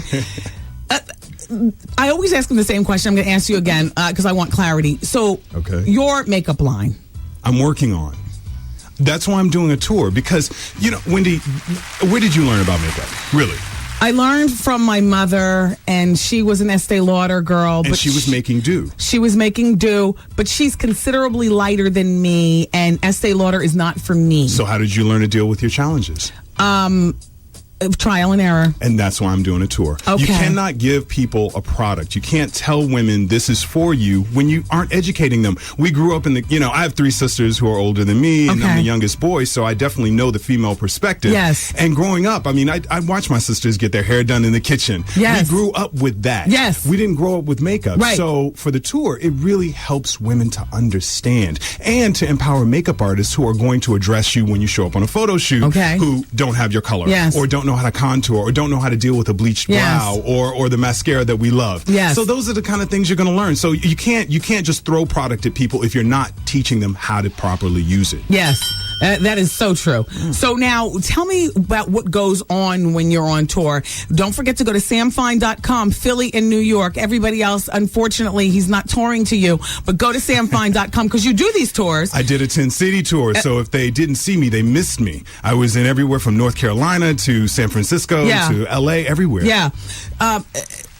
Go to his website and make sure that you got the dates correct. What happens on your tours? Do they sit in the auditorium and you get on stage and speak? I take questions and answers. I do perform a 2.5-hour demonstration. I do everything from foundation and talk to you about what foundations work best. I love stick foundations. Do you use a cream or you use liquid? I use pressed powder. I'm scared of stick. Tell me what stick. Wait, you don't. Well, I said foundation. You just use powder alone? I use pressed powder for every day because I like some of my skin to shine through. Well, you look amazing then because, powder only gives you a certain level of coverage. You really need a foundation, or a concealer or something like that to hide any dark marks or apparently which you have none. Because if you're just using powder just alleviates shine and adds just a little bit of coverage. Well, I do drink a lot of water, and I try to take care of my skin, and I use St. Ives, and I can't believe that I'm getting complimented from the master. I thought you had on foundation. No. Well, it looks great. No, I am so flattered. I mean, because some things in there, I am a beauty-nista in my own retarded kind of way. I think of you as a pro. I do. Our last conversation, I think of you as a pro. Oh my! Are my eyebrows bleached beyond? Should I do something? There's no such thing as bleached beyond, because you can always make them darker. You can never make them lighter. But I bleach them so they go away. I don't even bother with a pencil. But you have on tons of mascara. Yes. Which is wonderful. So you brought back your focus in your eyes. Yes. So it's fine. It's fine. You just have to find your focus somewhere. It's working. It's working. Thank you. It's working. Hey, we're going to take telephone calls. 866 Get Wendy. Who wants to talk to Sam Fine? He's done covers for Cosmopolitan. Do you mind if I ask you, are you gay or bisexual? Every time you come here, and tell me if you don't want to answer. You don't have to answer. But Taryn is over there. You don't have your headphones on. Put them on. She's disrespectfully pressing, ooh, how you doing? The guys call up afterwards. The girls, That's not nice. You and Lloyd Boston gets it also, and I'm going to ask him the next time. We'll save the question for him. I'll pass. Okay. Damn you. All right. Line number 2, Diane is 45, and she wants to know how to get rid of blackheads. Squeeze them till they shoot on the mirror. Why are you asking a makeup artist? Exactly. I'm not an esthetician, and what I deal with is color and coverage. So the first thing that I deal with is how to get past that and how to cover it up and make yourself look more beautiful. Is she there on line number 2? Yes. Hi, Hi. Diane. He's talking to you. Hey, Diane. Hi, Sam. How are you? Good, and you? Well, first you have to know that blackheads are embedded dirt. So you're going to have to think about a mask. You're going to have to think about daily cleansing. Those are the things that are really going to help your skin come alive and to get that embedded dirt out. Not only that, but who wants to cover blackheads and put more dirt in there? You should probably wear no makeup on those days until you get them and use your extraction. Skincare is a very important part. Yes. in wearing makeup, because actually makeup can form a layer of protection for your skin. But you definitely want to take care of it regardless whether you're wearing makeup or not. Yeah. Thanks, Di. You're welcome. Bye-bye. Now, Jasmine is 40, and she's on line number 1, and she needs a moisturizer for black skin, and then she wants your opinion on Iman's makeup line. First, we'll deal with the moisturizer. Hi, Jasmine. Hello. Yeah, you're on with Sam Fine. How are you? Fine. How are you? Good. Well, first, moisturizer is a tricky thing. A lot of black women don't use moisturizer because they think Good I'm black oily. don't crack. Well, and I'm oily. Okay. But moisturizer can be found oil-free so that it can help the complexion and to regulate. So in the places that you are dry, that it adds moisture. In the places that you are oily, it helps to not add to that oil. Can you recommend your favorite cost-effective? I mean, I know that girls can go to, beauty counters and spend $80 on moisturizer. One of my favorites is Ambi. There you go. Ambi has a wonderful soap. They also have a great fade cream. Those are some of my favorite products to use, and they're also one of the sponsors of the tour. Okay. Yeah. Jasmine, that's your moisturizer. And as far as the other question, first of all, I can't say enough about Iman. She's a client of mine for over a decade. Yeah. And in addition to that, it's rare that you're able to actually have a client and love her product. Yes. So, I mean, I use all of her powders. I use tons of her lipsticks, her blushes, her bronzers. Bronzers are so important. Yes. In addition to using powder, you can use a bronzer all over to add a little bit of a glow. And she's a friend to the show, too. I like her products as well. And she's, you know what? She's a lovely woman. She is. And very real. Extremely. I only work with the best. I don't work with the crazies. You know what? I'm one of those people, I get intimidated by the beauty because I'm always thinking that they're going to come in like, oh, I'm beautiful and you're dirt. Because you've seen them in pictures. Yes. Same with Vanessa Williams, though. That was the Friend first to the time. show. Yeah, that was the first time I came here and, working with Vanessa. And I've worked with these women for over a decade. Yes. And that's a wonderful thing to actually know that they're real women with real concerns and who are so sweet inside. And I get that from Lisa Ray, the actress, and I also get that from Tyra Banks. Another Chicagoan, another model and friend that I've worked with for over a decade as well. Yeah, I only work with the good ones. Yeah, so the beauty, don't be intimidated by it. It's they don't think that they're all that. They just are trying to evoke and do their jobs. It's true. Okay, line number 3, Natasha wants to know what to use for oily skin, and she's 35, Sam. Hi, Natasha. Hi, Hey. Wendy. Hi, Sam. How are you? Good, and you? Good. I have extremely oily skin. Okay. I'm black. Yes. And, I can wash my face, and in 20 minutes, it's just, you can wipe it. And That means you'll be young forever. I mean, really. I mean, you have to know that Caucasian consumers age more quickly because their skin isn't as resilient, it's not as thick, and they don't produce oil as greatly. So that's why black don't crack. So, yeah. But I'm hearing you talk about moisturizers and having a stick foundation, and I find that stuff to be extremely oily for me. Well, do you need coverage? When you talk about a stick foundation, do you need coverage? Because you might be like Wendy, I have a few blemishes here and there, the occasional pimple, but... Okay, so then only use it in that place where you need it most, so it doesn't aggravate or add to the oil that you already are. There you are. Can you recommend something to absorb the a good oil? pressed powder. I need one, too. Good. Yes. I'm with you, Natasha. Thank you. We're back to plugging Iman. Really? I love her pressed powder. It not only has coverage, and and she's found in either Duane Reade now in New York. She's found in Walgreens. JCPenney too, right? No. JCPenney's no longer carries her. You have to check her out in mass. So look at Walgreens. Look at Duane Wendy, you didn't Reade. know that either, did No, you? I didn't know that. And I use That's MAC what I'm pressed here powder, for. and I have to tell you, that's the one MAC product I'm not happy with. The pressed powder Me isn't neither. for crap. I don't like it. We are so underserved, and we spend over a disproportionate amount on beauty, but yet we're least satisfied. So yeah, you got to keep All right, trying. well, I'll try Iman. I guess I can go on the website and see where it's offered, right? Yeah, for sure. Thanks, Natasha. Thank you. Bye. Sam Fine is here, the makeup artist to the fabulous, the rich, and the famous, including Hallie and Vanessa and Patty and all them. He is on tour, and I want to go to line number 5. Belinda wants to know the best makeup line for dark-skinned women. Wow. As a makeup artist, I shop around. Okay. So I always find out what's best of the best from each line. But, I'm still, I love Sephora. Sephora is a great place to go and shop for everything. I can get a Dior lip gloss. Yes. At the same time, I'm looking at a Becca foundation, which is a new line that's in there. Also, Kimora Lee Simmons is going to have her cosmetic line debut in Sephora. I didn't know there was a cosmetic line. Look, you heard it here first. You haven't seen on the top of the cabs where Sephora has, Kimora has her ads. No, I'm too busy being distracted with Ryan Seacrest now joins E on the top of the damn cabs. Well, she's going to be in April.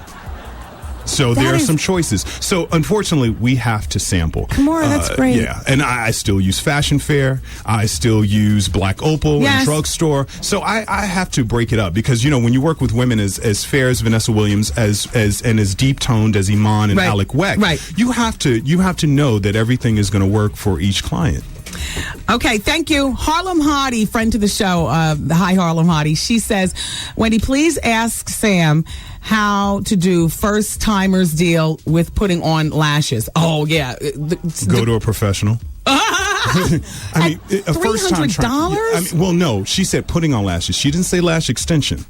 Lash extension is what can be expensive because it lasts for like 3 months. But then you can't put mascara on with them. Which I hate. I hate too. As a makeup artist, and as you being a makeup artist, yes, it's hard to work with. You call me a makeup artist. You are. So the strip is what I guess she's talking about. The strip of lashes. Take a tweezer, and softly place it over the lash and glide it into the space where the lash grows. With clear glue. Yes, I use black glue because I know that I'm not going to make a mistake. Okay, Harlem Hottie's going to have it all over the place. Totally don't use black glue, please. Harlem Hottie, stay hot and be careful with the tweezer and the eyeball. Sam, all right, wait, hold on. Let me wrap up with Sam. I just want to give his address again, www.samfine.com. Yes. You're going to be in New York doing... March 19th this Sunday. Check me out on the website. You can even buy tickets at the door. There you go. And where are you going to be in New York? I'm going to be at Splashlight Studios. That's on 35th Street between 10th and 11th. Go to samfine.com if you missed anything that he said. And in Philly. Yeah, April 9th at the Westin Hotel.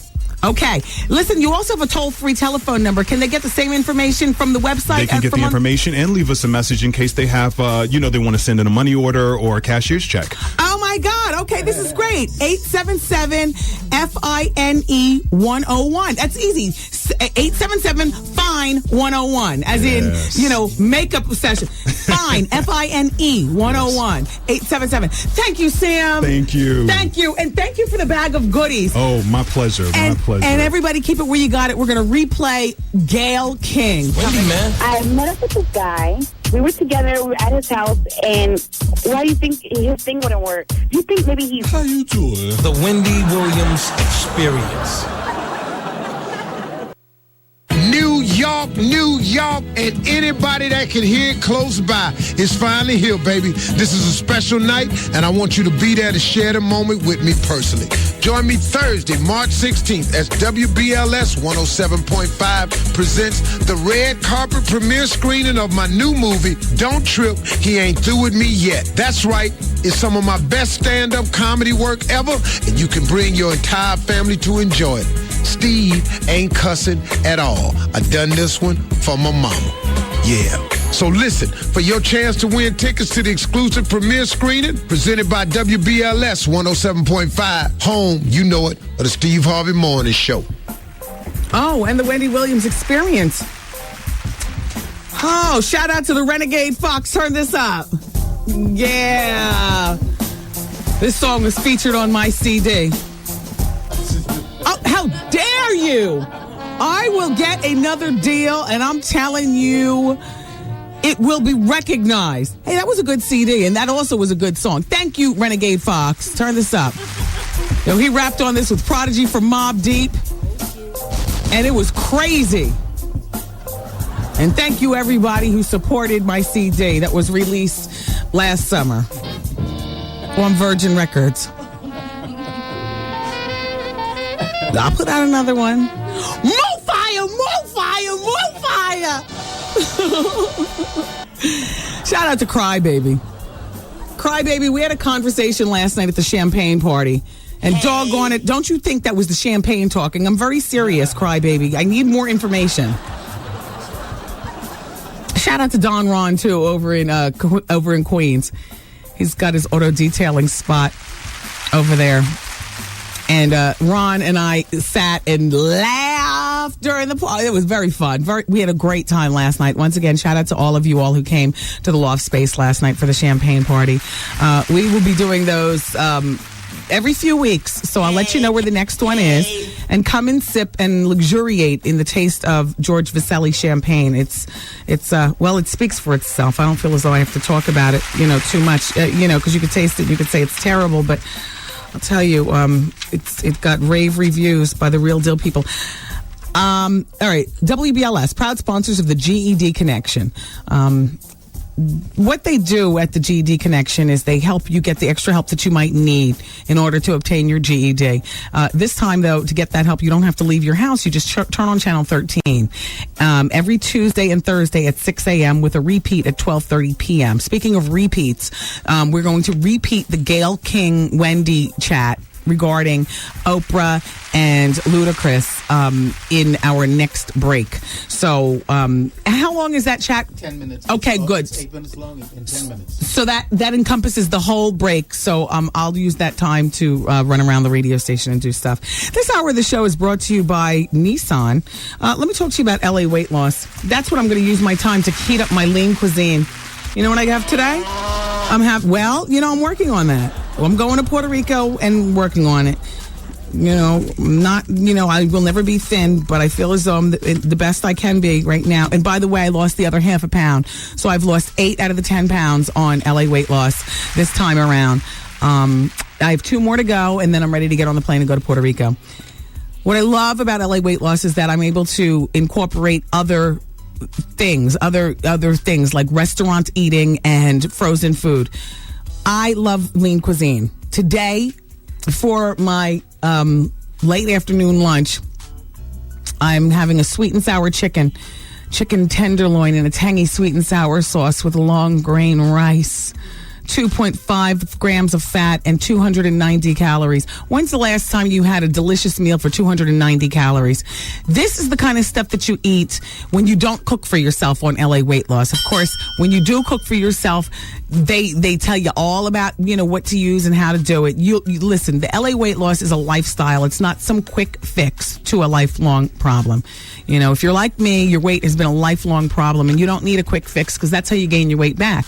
2 years ago, I lost 15 pounds on LA Weight Loss, kept every last pound off. Now I'm going for the extra 10. I'm 8 down. I just got these jeans, as a matter of, they're not even jeans. These are sweatpants. Aren't these cute, Taryn and Chi-Chi? Look, these are True Religion sweatpants. Yes, they're made out of fleece. I got them at the Neiman Marcus at Short Hills Mall. Look, they're sweatpants. Aren't they cute? Yes. But check it out, right? I have to get size 31s because they have to hike up my legs because my legs are big and fat. Look at this, though. Got them taken in 4 inches. 4 inches. So really, it's not a size 31 in my waist, how it measures. What's 31 minus 4? Get out of town. So now my new measurements are 40, double D, 27, 40. 40, 27, 40. Ow! What a 1.5. That's right. I'm a 5'11". But the point is that I couldn't have done this without the help of LA Weight Loss and my trusty seamstress across the street that is constantly taking my clothes in. Constantly. And by the way, so the True Religion sweatsuits. Let me give you the LA Weight Loss telephone number. Stop distracting me. 1-800-448-TRIM, 1-800-448-TRIM. Can I tell you something? Juicy's got nothing on the True Religion sweatsuits. Like, do you believe that there's a jacket that goes along with this with the same thick stitching and everything like that? The hood and the zipper in the front? The jacket's at home. I gotta tell you something, but it cost the same as the jeans. $174, and I forgot what the jacket cost, but, at Neiman Marcus. But this beats a Juicy velour any day, or Juicy sweatsuit any day. The pockets are faux pockets, look. You can't stick your hand in the front pockets, but the back pockets are the usual True Religions. I can put my money back here and everything like that. These are sweatpants. I thought those were jeans. No, fleecy sweatpants. Fleecy sweatpants. At Neiman Marcus, everywhere. That's not a commercial, but I'm just, happenstancing. Oh, God, I'm such a crazy broad. Look, let me go heat up this food before I pass out. We're going to take a break. Yeah, we do need to continue with the break. Thank you, Sam Fine, again. It's always nice having him here. I'm going to heat up my food and luxuriate. What is it? The next time I actually talk live is like 8 minutes after 5. Jeez, I think I'm going to go over to H&M or something. I got time. We'll replay Gayle King for you all's listening pleasure. I've already heard it, so I don't need to be here. It's 107.5 WBLS. Yo, did you catch this flashback? Wendy. Hey. I need some advice. Oh, okay. About plastic surgery. Oh, that's right up my alley. Okay, let's talk. Okay, when you had your sex change, did they, take it all off, or what did they do? No, well, what they did was they took me down to about a half an inch. They split that in two, and they created an opening. Just so that I can have a little bit of everything. Do you understand? No, not really. No, hold on. I'm going to explain to you. And then they took the tip of my and they attached it to my kneecap.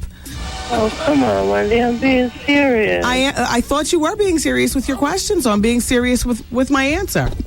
Have I answered you sufficiently? How you doing? How you doing? How you doing? Oh, you don't want to play the game since you started the game? Oh, you're messing with the best baby.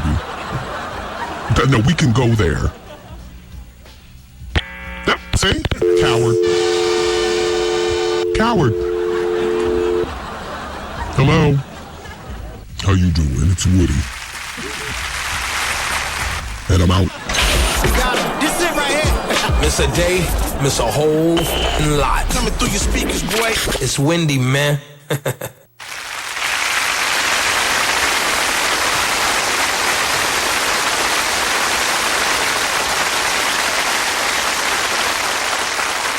Hello, Gail. Hi. Hi, it's Wendy. How are you? Hi, Wendy. How are you? Wendy, this isn't even my phone. I borrowed the phone from the driver because I have no battery, and I know I'm about to hit a bad patch. Oh, no. All right, then we'll talk now. Isn't it funny? Even Gail has to borrow a phone from somebody else to talk. Hey, Gail, so the deal with Oprah and Ludacris, what happened? Can you turn down the radio because I'm getting an echo? Yeah. I just got into the car, and my driver, Terrell, says, what's the beef between Ludacris and Oprah? And I go, what are you talking about? Yeah. He said Wendy was talking about it on the radio. Then I see somebody just emailed me something in the paper about a beef between Luda and Oprah, which is, Wendy, so ridiculous. That's crazy. But, now, the story that I'm hearing is that Oprah refused to go to a party if she had heard Ludacris was there. That's so crazy. I just saw Chris in California at the Oscars. There's absolutely no dispute between them. She's not even aware of what this is about. Well, I haven't even called her. After I hang up from you, I'm going to call her just to make sure she knows about it because this is so stupid. Well, part of it, people were saying, is that Ludacris uses the N-word, and she doesn't like that. That's one rumor. Then the other rumor is that Ludacris is disrespectful to women in his music. Then the other rumor is that Oprah does not like being associated with rap music, and that Kanye West and people like that are exceptions to the rule because they are non-threatening rappers. But all of that is so silly. This is a woman who makes her life communicating. Why would she try to censor somebody else? Wow. That's what's so crazy about it. And then, Terrell was telling me that people were calling in and saying Oprah should do this and Oprah should do that, and that's so stupid for her to feel that way. And when I heard it, because normally I just let this kind of stuff go because I don't like to engage, because I think that further just continues to perpetuate the falsehood of it. Yeah. It just bothers me so greatly because I think it's such a disservice to her.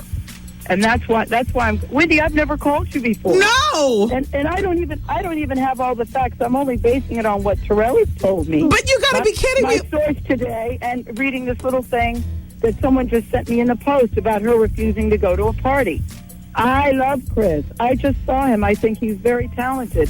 This doesn't make any sense to me. So I don't want it to take on a life of its own. And I figure if anybody could get it out there and correct it. I'm sorry I have lost my voice from screaming at the Oscars. So I have no voice. This is a big strain, but I had to call you.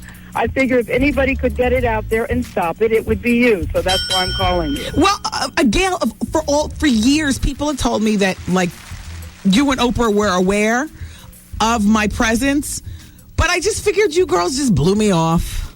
Well, Wendy, it's no secret. I know, Lisa, I think she books people for you. Yes. I said, I'm never doing Wendy so she can chop up. I'm not ever doing that show.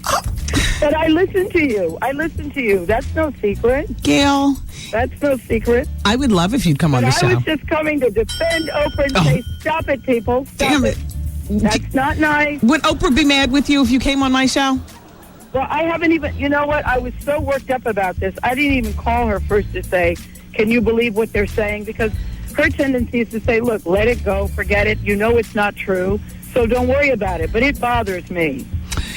I will guarantee you she's not even aware of this controversy. So I will guarantee you that. So when you tell her that you spoke to me about it, will she say, Wendy who? No. Wendy, come on now. Stop playing yourself. That's Oprah, though. I'm assuming everybody knows who you are. Come on now. She knows who you are. I love that music. Thank you. Hey, Gail. I love that music. How are you doing? How you doing? Hey, Gail, tell Oprah I said hello. And I will tell her. Wendy, this is so funny. I'm trying to get you. I called to get the main number. Mm-hmm. They give me some 877 number. I call back and say it's busy. They go, well, it's busy. People are trying to call. I go, I need a studio number. Wow. Then they connect me to Elisa. She's not there. I get voicemail. I call back again. I said, I tell you, I guarantee you Wendy would take my call if you would just tell her I'm here. Wow. I literally just landed from California and got in the car, to go home, and I'm just hearing about this. But I was getting so frustrated because I couldn't get to you. So thank you, Wendy, for taking my call. Yes, and Gail, and when you explain to Oprah how it all happened, just drop it in her ear that maybe this could be the beginning of me and you forming some sort of communication. Because, Wendy, I'm a fun girl. I know you're a fun girl, too. I am.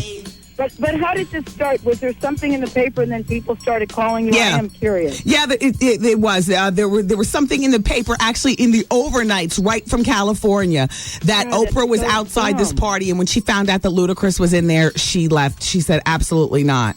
Number one, Oprah wasn't even in L.A. for the Oscars. She didn't even come in until Monday morning. Interesting. Because she was entertaining friends at her house.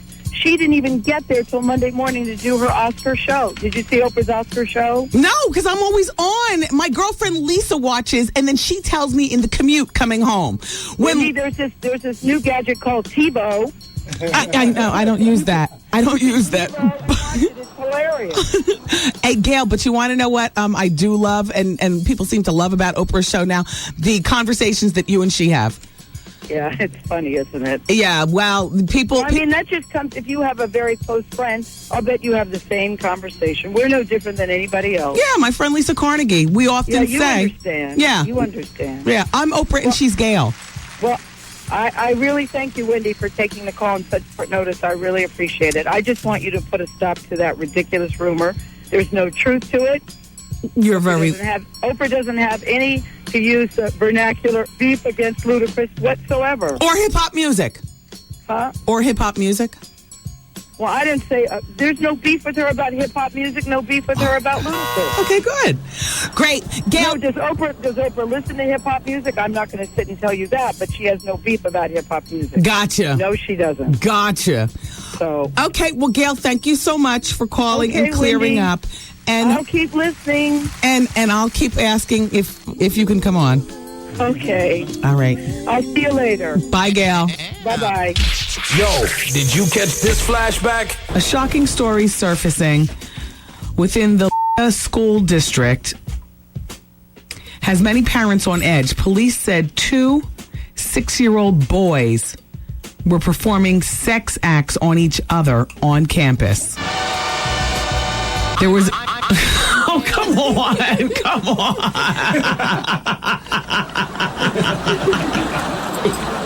How you doing?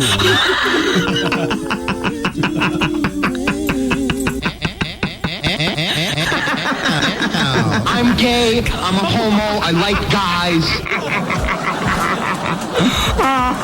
I'm embarrassed. Why am I laughing at this crap? Wendy, man. This show is crazy. Just make sure it stays broadcast right here because it's crazy. Everybody I know loves it, even my mother. The Wendy Williams Experience. You'll never be able to say that. Wendy Williams. Lie to you, Jack.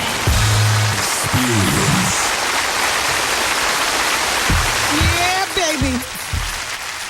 Charlamagne the God is in the studio. Repping for our radio station, Hot 103.9 in Columbia, South Carolina. Yes, New York City. It's the alpha don of all drama, the prince of pissing people off, the ruler rubbing you the wrong way, the architect of aggravation. That's me, Charlamagne the God. And really, you know, Charlamagne, right? Charlamagne and I, like I said, we both work at the radio station Hot 103.9 in South Carolina. Charlamagne came up. He came to my champagne party last night. Yes. And what are you in the city for a few days? Yeah, I'm in the city for a few days. I was throwing up a question mark entertainment last night at your champagne release party. It was a beautiful event. And then you're coming to Puerto Rico with us also, Yes, which me is in a Puerto wonderful Rico. thing. Have a Yes. seat. Oh, do you do your show standing up? Yeah, I do my show standing up. You know, I like to jump around and do the running man every now and then. I bust stupid dope moves, Wendy.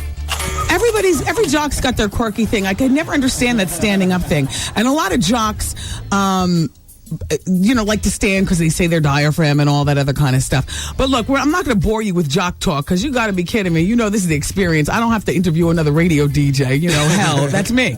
But what I do want to talk to you about, as long as you're here, my man, and I invited Charlamagne by. Buffy the Body. You are Charlamagne, everybody, is the infamous jock that interviewed Buffy the Body. What did you say? Buffy the Nobody. She's from Columbia, South Carolina. Oh, you know she her. sounds like she's from Georgia, but she's from Columbia, South Carolina. Really. Oh. Yeah. Well, it's all the same to us here. Yeah, she's from Columbia, South Carolina. She used to script in a couple clubs in Charleston, and she came on the radio and act like she never used to script in Charleston. But yeah, that's what she's known Did she for. always have that big behind? Not really. Her name was Tasty in Charleston. Oh. That was her name, Tasty, and she's even got that tattooed on her right now. Oh. Yeah. I'm from Columbia, South Carolina, too. That's the place where Tyler Perry comes with Billy D. Williams to get his down low freak on. And yes. How you doing? Yes, how you doing? It's a place called the Township Auditorium in Columbia, and it's a dude that's been working there for like ever. And he says Tyler Perry and Billy D get it in. Yeah, when Tyler Perry comes to do his shows, Billy D be backstage and they do the kissing and all that. Don't say that. This is These are not the views of Wendy Williams. We have sideways ways of saying things here, and you just talk straight up. Yeah, well, I'm just telling you what I heard. How you damn doing? How you doing? Yeah. How you doing? Yeah, that's Tyler Perry. And I got to tell you guys something. Charlamagne, who calls me Miss Wendy, which is funny. It reminds me how long I've been in this business. Charlamagne, if you could equate him to anybody, he's got a big ass mouth, and he just like... Between Charlamagne and me being at the radio station, I guess, Columbia, man, you guys are really lucky. You get a lot of sideways information. Yes, Wendy's like my radio aunt in my head. She's an influence to me, an inspiration. I'm not a swagger jacker. Like I heard some lady on the radio this morning, and she like is totally jacking your style. Charlamagne, I already addressed that. Oh, okay. And hopefully that will stop, and we can go on to be colleagues. Yeah, because it's a difference between being an inspiration and influence and being a swagger jacker. You're an inspiration and influence me. Thank you. But I'm not jacking your swagger. Thank you. Yeah. Charlamagne's got a big mouth, and he gets at the celebrities, and I love that because we kick up dust together. Yes, we do. Now let's talk about. Ironically, this is our first time meeting. No, wait, we met when I came to South Carolina, but that was in a champagne haze. Yes, exactly. This is my first time seeing you in the light of day and all like that. But, and if every once in a while something happens on the show, and it'll make like the gossip scene, and I'll talk about it. Talk to us about when you were interviewing Memphis Bleak. Oh, yeah. And you told him that he needs to get out of the shadow of Jay-Z's testicles. But, it was a big rumor that we came to blows and all that. It wasn't all that. Nah, that's a totally false rumor. We didn't come to blows in that. Well, what did he do? I mean, he got a little aggravated like, most artists do. But he didn't spaz out like, say, a Gorilla Black. Gorilla Black, he really wanted to get at me. Oh, wait. Now, that's a friend to the show who happened to have participated in my CD, which came out during the summer. How dare you? Yeah, that was a good song. Yeah, Gorilla Black's it's like, who now? Who? But so what did he do? So Gorilla comes to the studio. What happened? And I was grilling him about all the comparisons to him and Biggie because he was swagger jacking Biggie whole style, and he was like, nah, I'm not swagger jacking Biggie. I'm my own man. I said, you sound like Biggie. You look like Biggie. Yeah. And he got heated. He got aggravated. They had to escort him out the studio. Tell me about some other blow-ups. See, T-Pain. Oh, wait. Okay, go. T-Pain, he sounded worse than Whitney did at the Olympics. I had T-Pain sing live, and he was horrible. And so I kept playing it back over and over and over. And, we got this thing down south. We say you're a baboonki when you're garbage. So I said you are baboonki. And he got heated, called the station, threatening me like a week later. Wow. Ridiculous stuff. Wow. He don't want no problems, though. Keep the drama going, and then we're going to go into our own drama here. I want to talk about John Ritter, everybody, and I want to talk about, I want to finally deliver what I was going to talk to you about with Tina Turner and whatnot. But go ahead. Tell us more. T-Pain, Gorilla Black. Oh, man, there's so many. Those are really like the main three, though. Between him, Buffy, and Gorilla Black, those are the only ones that really got agitated to the point where they act like they want to do something. But they don't want no problems. Do you find that when people are down south or outside of New York, that they act very differently, very big-chested? Because when I was based in Philly, shout out to everybody at Power 99, so glad to be back.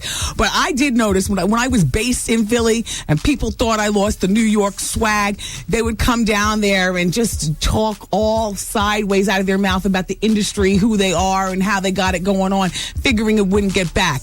Conducting interviews here in New York is a whole other thing because everybody, people who are you understand what I'm saying? They get reckless. Like Joe Buttons, he came down, he basically called Game a queer. He used the F word, though. Joe Buttons calling somebody queer? He called Game a queer. Shout out to Jersey Buttons, I love you, but... Raw Digger, she came down and was talking reckless about Foxy. He said Foxy don't write no rhymes. Like when they get in South Carolina, especially think that it's a real small market, they get real crazy and they say a lot of extra stuff. And the thing I don't like about New York neither though is like you got guys that act real Hollywood. Yeah. But when you come to here, you realize that they're really nobody. That's what I'm saying. Like DJ Absolute, he's like absolutely nobody in New York, but he acts real. He acts real Hollywood. Won't even answer his phone. Yeah. Yeah. Who else? That's it. That's the only person I could think of. I just thought about that because that was on my mind today. Answer your phone. Well, you don't even got to answer for me now, but it is what it is. That's why they call him Charlamagne the God. Yeah, the hood general, voice of the gutter. When I speak, the streets listen. Question mark entertainment. What up? Stupid Dope Moves Incorporated. Never so deep records. What up? I gotta tell you, normally right here is where I do the 60 seconds of celebrity stuff, but I tell you what. Exactly. I got Charlamagne the God. All right, so Charlamagne, are you going to sit down? Well, I mean, like, what? You're making me a... I'm only 5'6", but my height don't fight, though. But, I'm trying to... You can't even... Oh, little man can't even get up on my big stool. I can't, Oh, he jumped up on the stool. I feel like Gary Coleman right now. Like old dude from the Ghetto Boys. Remember Bushwick Bill came in? Yo, Bushwick Bill had to climb up on the stool, no lie, like a 5-year-old. He did it with his belly. He rested his belly on and his chest, and then he pulled himself up, and then he turned around. I swear, VH1 cameras, you missed that moment. That was another good one. When does production start anyway? Yeah, How dare you? Yeah, we need more Wendy Williams brings the heat on VH1, man. On fire! It's on fire! People are even forgetting the name. No. Truth be told, shout out to Greg Wax and shout out to the rest of the crew. I just talked to everybody today. Right now, what we're doing is we're honing in on the Randy Rhoads experiment over at Showtime. Another thing that my husband is lockjaw on and VH1 and stuff like that. If you don't know, all right, I'm not going to even go into it. She's a swagger jacker. She's trying to take your stit out. I heard about it. Yeah, the Randy Rhoads experiment. Yeah, I heard about it. Yeah. So Tina Turner apparently has been asked to record the title song for the new James Bond Casino Royale. And she's 66, still looks great. She did, in 1995, the theme song for GoldenEye. How did that go? I don't remember it. The only song that I remember from any of those movies is Goldfinger. And that's only because Goldie, he's a DJ dude. I know him. All right, so last hour when Sam Fine was here, he was talking about Kimora Simmons' makeup line, which comes out next month in Sephora. But my friend Myra Panache says that Russell is now slamming reports that their marriage is in trouble. And apparently, that's what people have been saying. I know at one point I was even saying, people are whispering. The reports have surfaced that they're divorcing and, that Kimora wants to focus on running baby fat instead of being a stay-at-home wife and mother. But here's Russell's quote. It's the same noise we hear all the time. All families struggle. It's true. He doesn't mean struggle in a financial way, as I'm sure you know. They got more money than, But, they, yeah.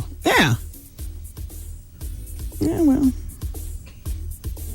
Notice he didn't say no. It's not true. The quote is, it's the same noise we hear all the time. All families struggle. He forgot to end it with something absolutely positive, like, but we are fine. I love my wife. Struggling for them might mean Russell need more Viagra, though, because, Kimora's kind of young. Russell's a little older. Oh. He might not have re-upped on his Viagra this month. That could be the only struggle, really. Charlamagne the God jumping in. And Portia de Rossi is saying that she's not obsessed with her weight. She insists that Oprah will be remembered for being obsessed with her weight rather than her good deeds. Skinny girl.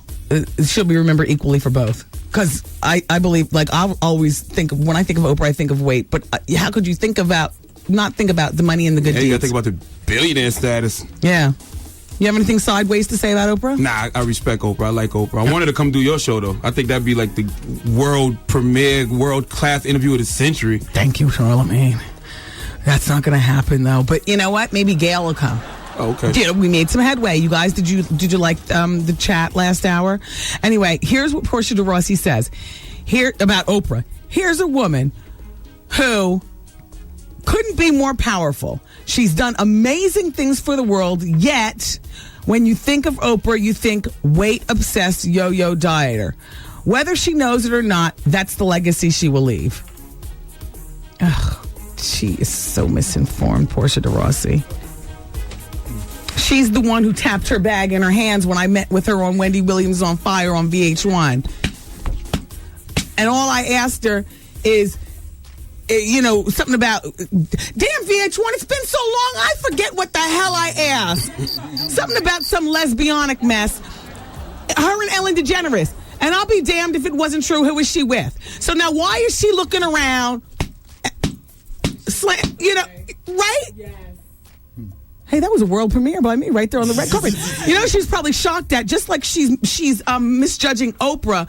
You know, she's like one of those white women who really doesn't look at the black thing as being like that is not her. Is that her legacy in your mind? No. I want to know somebody that done humped Oprah, man. She got to be a virgin, because you would think somebody would have been like, yo, I didn't beat that before. Somewhere in life. Somebody would have raised their hand already. Yeah, I had sex with Oprah. She got to be a virgin. That's a good point. I'm serious. But here's the thing. I think that Portia, when she approached me, she didn't expect the black girl holding the microphone to be up on, you know, she probably only expected me to know Soul Train stuff. Hey, you know, what's up with Jay-Z and Beyonce and C Murder being free? She didn't think that I would know, you know, Portia, you and Ellen. So when she got approached with it, remember she told me about my fur coat in the beginning. Oh, you guys don't even remember. VH1. What is on the web? What are you looking at? Are you on daswhatsup.net looking at the pictures from last night's champagne party? What are you looking at? Hey, Charlamagne. Yes, ma'am. Thank you so much for coming by. Thank you for having me, Wendy. You're my radio aunt. Thank you, Charlamagne. All you artists don't run up on me. I'm with my Aunt Wendy and my Uncle Kevin. Question Mark Entertainment. We don't play no games. Charlamagne the God, repping Hot 103.9 Columbia. What's up? Everybody keep it here. We'll be back. Wendy, man. George Bush doesn't care about black people. And you know, George Bush doesn't care about Wendy Williams. The Wendy Williams Experience. Wow.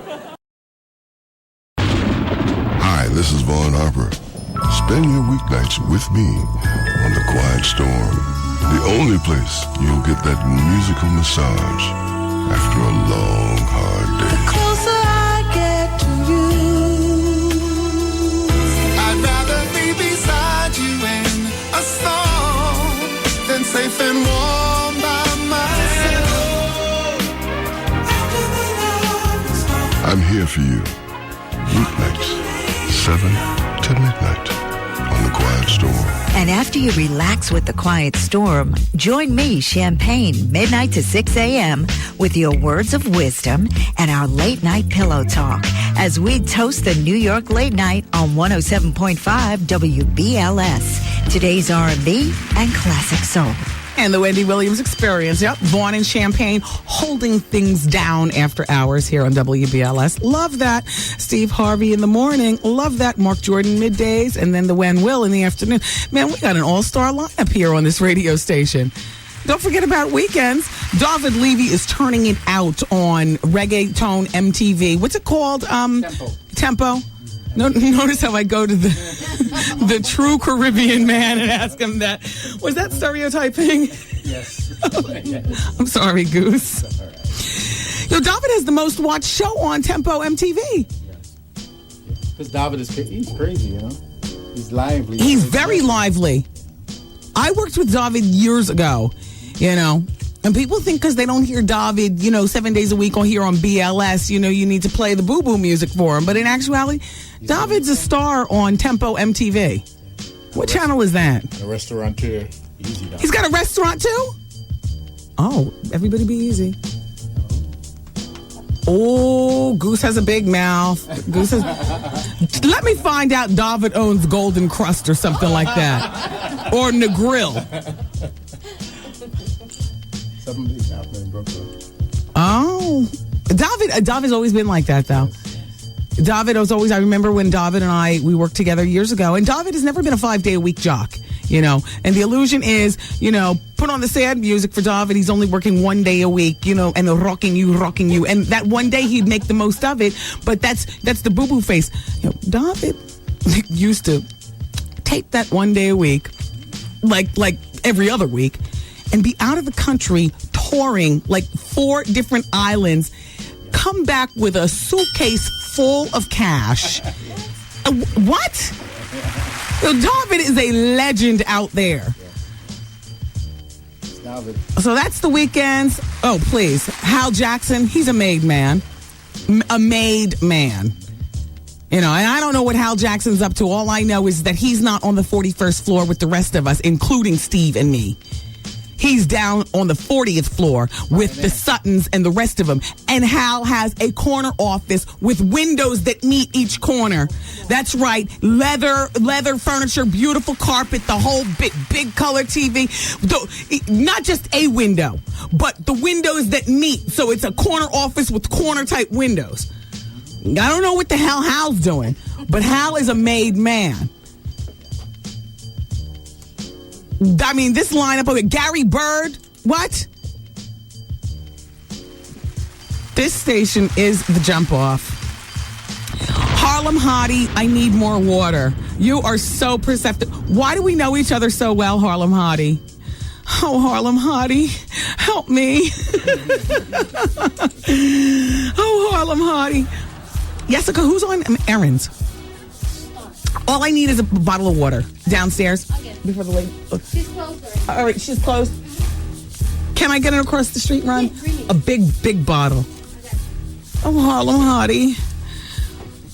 2 minutes and 45 seconds left. Did you just leave me this note? No. Oh, that's probably. Oh, for the Jackie Robinson auction. Yeah. All right, well, you all have 2 minutes and 45 seconds to bid on the Jackie Robinson auction. It takes me that long to figure out how to read you the website. So, if you haven't bid, if you have, we got the bonus hour coming up at the top of the hour. I got to tell you that this hour of the show is brought to you by Medea Goes to Jail. That's good. It's Tyler and them over at Charlamagne's got, wow, right? Charlamagne the God, what? He is Mo Fire. My dude. Anyway, Medea Goes to Jail over at the Beacon Theater. That is at the Beacon Theater, right? Is that the play at the Beacon Theater or is that the movie? Tyler is doing so much I get confused, and everything involves Medea. Just like all my stuff involves experience. Like I get confused myself.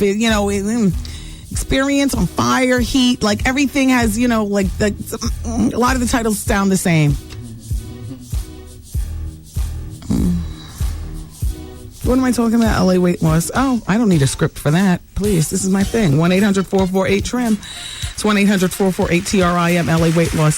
So I finished with my lean cuisine, and I'm about to have my dessert, which today I have 100-calorie peanut cookies, peanut crisps from Planters.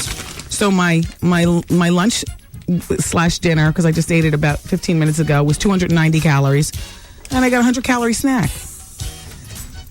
Earlier in the day, I had yogurt dip with carrots, and I did have some steamed broccoli. That's what I had for lunch. I didn't feel like having fish or chicken or something like that. Now, mind you, you can eat meat, pork, all that other kind of stuff. Just sometimes I get a little quirky and a little anal about it. So whatever LA Weight Loss says, I try to do that and more. Mostly because I was in Memphis over the weekend and I was like a really, really bad girl. Like LA Weight Loss, you can put that where back there in Memphis, but I'm making up for lost time. And then this morning, I had, what did I have for breakfast? Oh, I had a bagel and cream cheese. Yeah.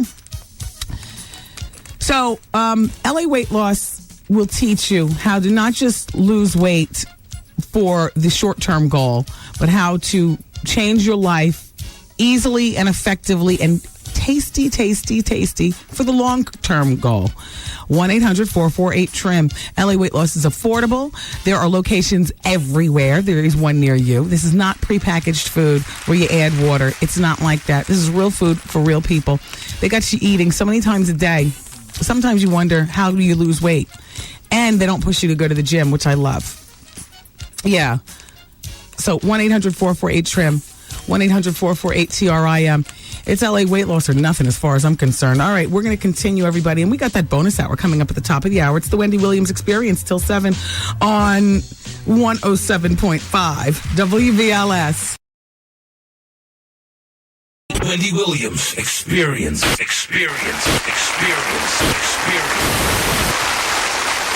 Hey, everybody.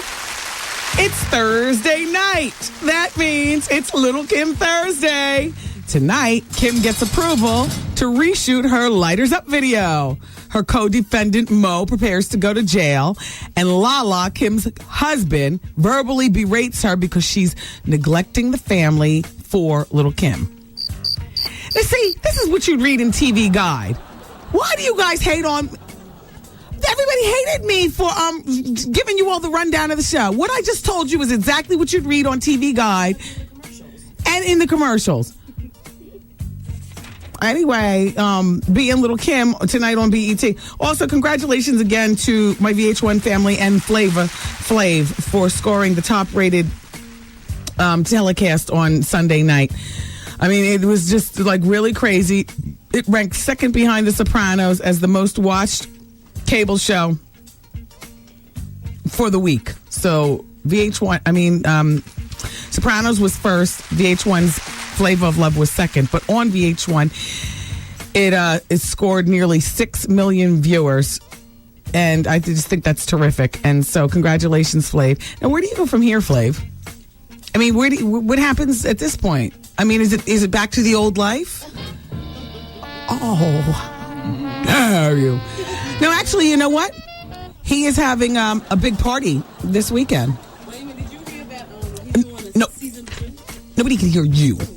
I heard he's doing season 2 of Flavor of Love. I'll tell you where you heard it. You heard it from me yesterday. You know, that kills me because people do that to me all the time. You know, today I heard. I'm like, you heard that from me. It's like, oh, yeah, you're right. Recycling my same thing. No, you know what? I actually spoke to somebody at VH1 earlier today, and for the life of me, I can't remember what he said, because I said, is it really true about season 2? And I forgot what he said. I know why I forgot what he said, because I wanted to get back to the topic of me and my show. You forget season 2 of that. What about No. But in the city this weekend, if you happen to be in New York, Flava is having a party. There's a big celebration. I guess he's going to be there with Hoops, posing as his girlfriend, because I totally believe that she's dumped him by now and she's off, you know, messing around with bigger and better things. And she used it as an opportunity. Thank God. Because that's what you're supposed to do. I mean, he was using it as an opportunity, right, to you know, put money in his pocket and supersize his career. Kiss a couple of girls who would normally not kiss him in real life. Flav, I love you, but I'm just saying, I can't smell anymore, but just the idea of all that grill, it just looks like you would peel the skin right off a girl's lips with the smell alone. No, I love him, though, but I just have a feeling about the teeth. But Flav's party's at Rock Candy on Sunday. So Rock Candy's a club here in the city, and he'll be there with Hoops. Somebody go to that party, please, and just don't go up to them. Just silently observe everything about them, the body language and all that other good stuff. Somebody from the Experience family. Observe everything. I want to know. A Sunday night in the city. And then Remy Martin's having a big party this weekend, too, on Sunday night. At this place called Club Olay. Is it Saturday? No, it's Sunday. At Club Olay. Sunday's a big party night. Shout out to Mr. Goldman at the Hoodrich Mall in Memphis. He's the grill man. He made the grills for Baby. He's made grills for Master P. Mr. Goldman's got his grill game tight. There's a lot of people on the telephone. All right. But before we go to the phones, let's continue on just right here.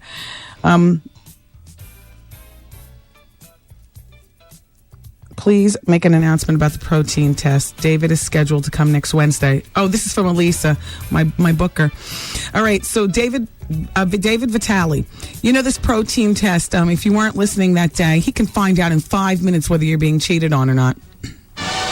All you have to do, and listen to me, and I promise you, you will remain anonymous, and that's that.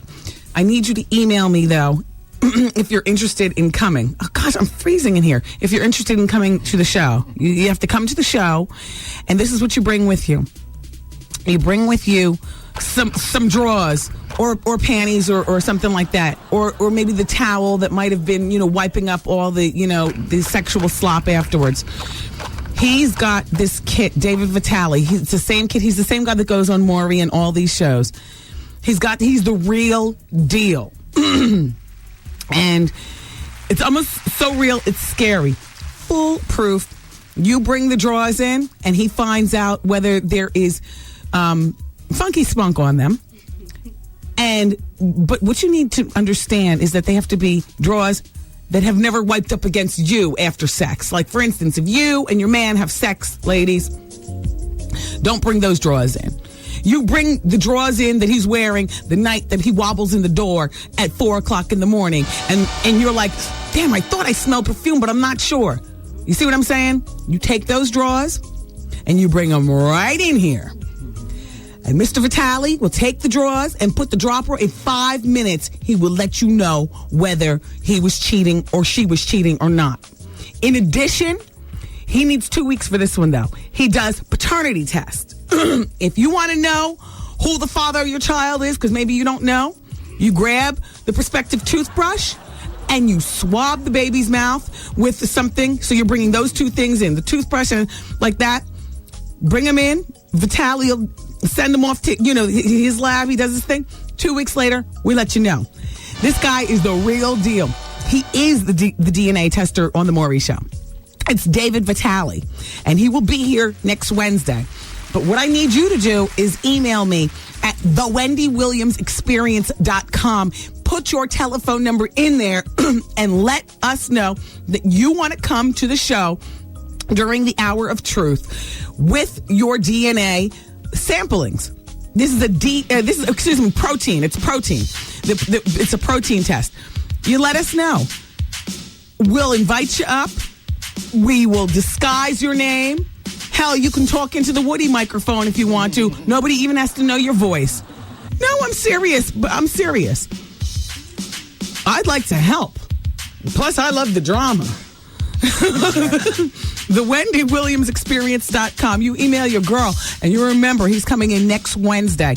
And we'll take as many people as want to come up and expose, because these tests only take 5 minutes. In a 60-minute hour, we could do how many? We could be doing these. Come on, come one, come all.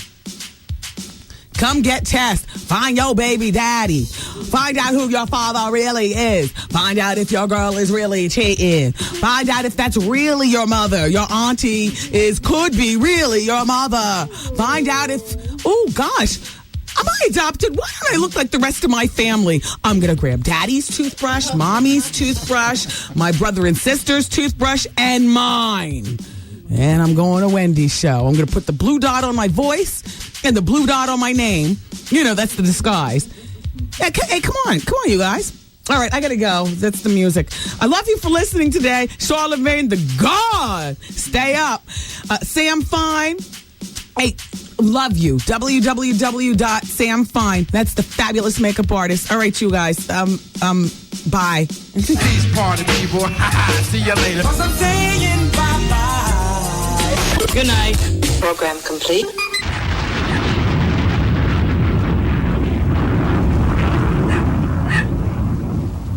Gosh, I'm about to wet my pants. Here we go. All right, you guys.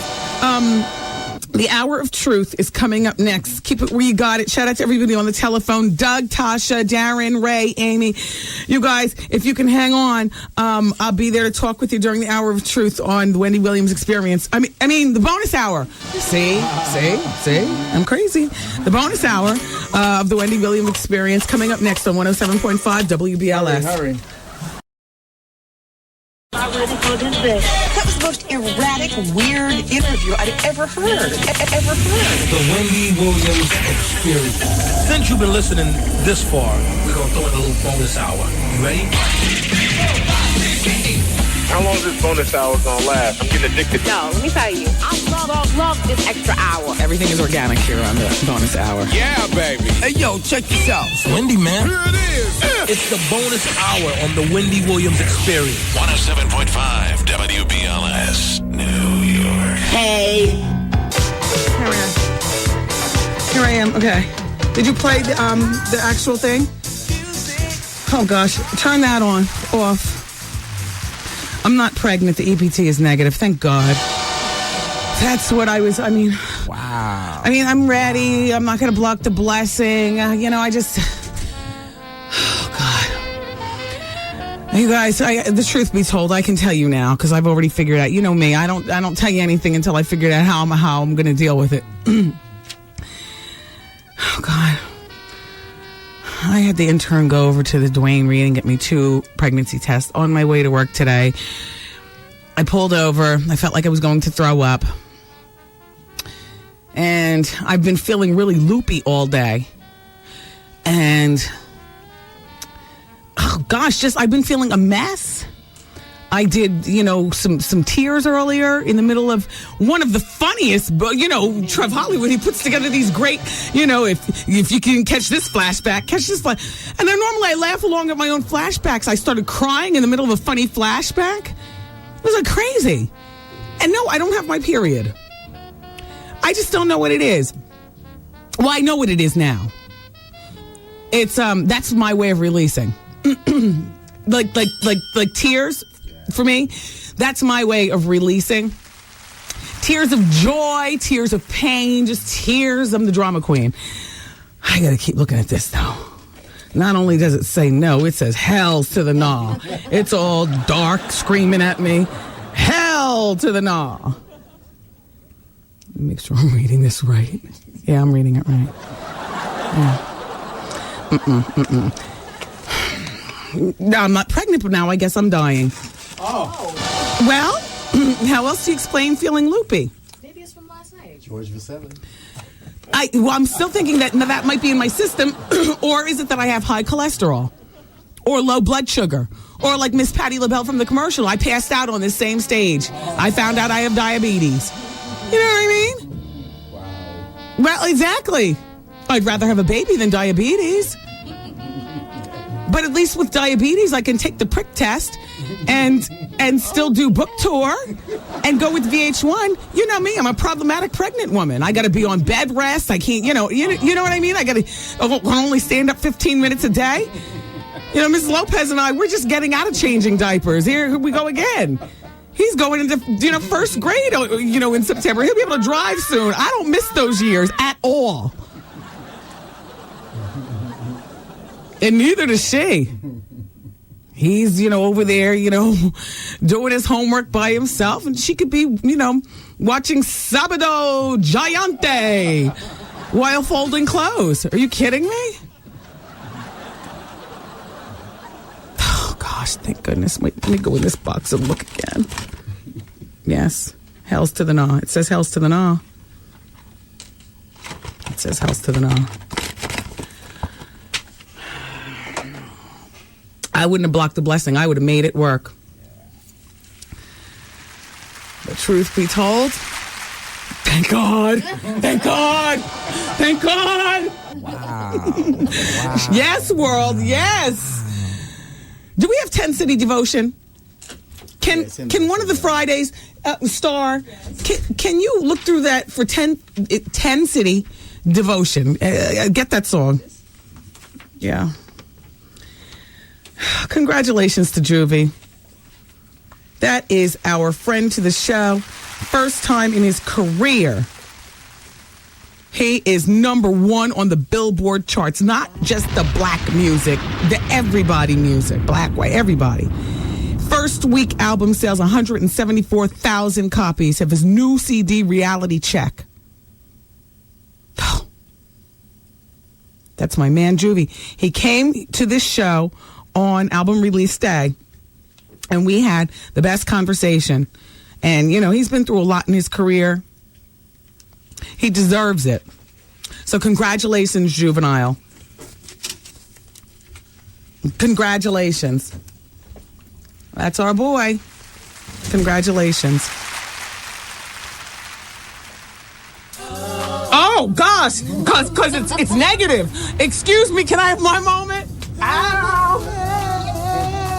Hey. Okay, I'm finished.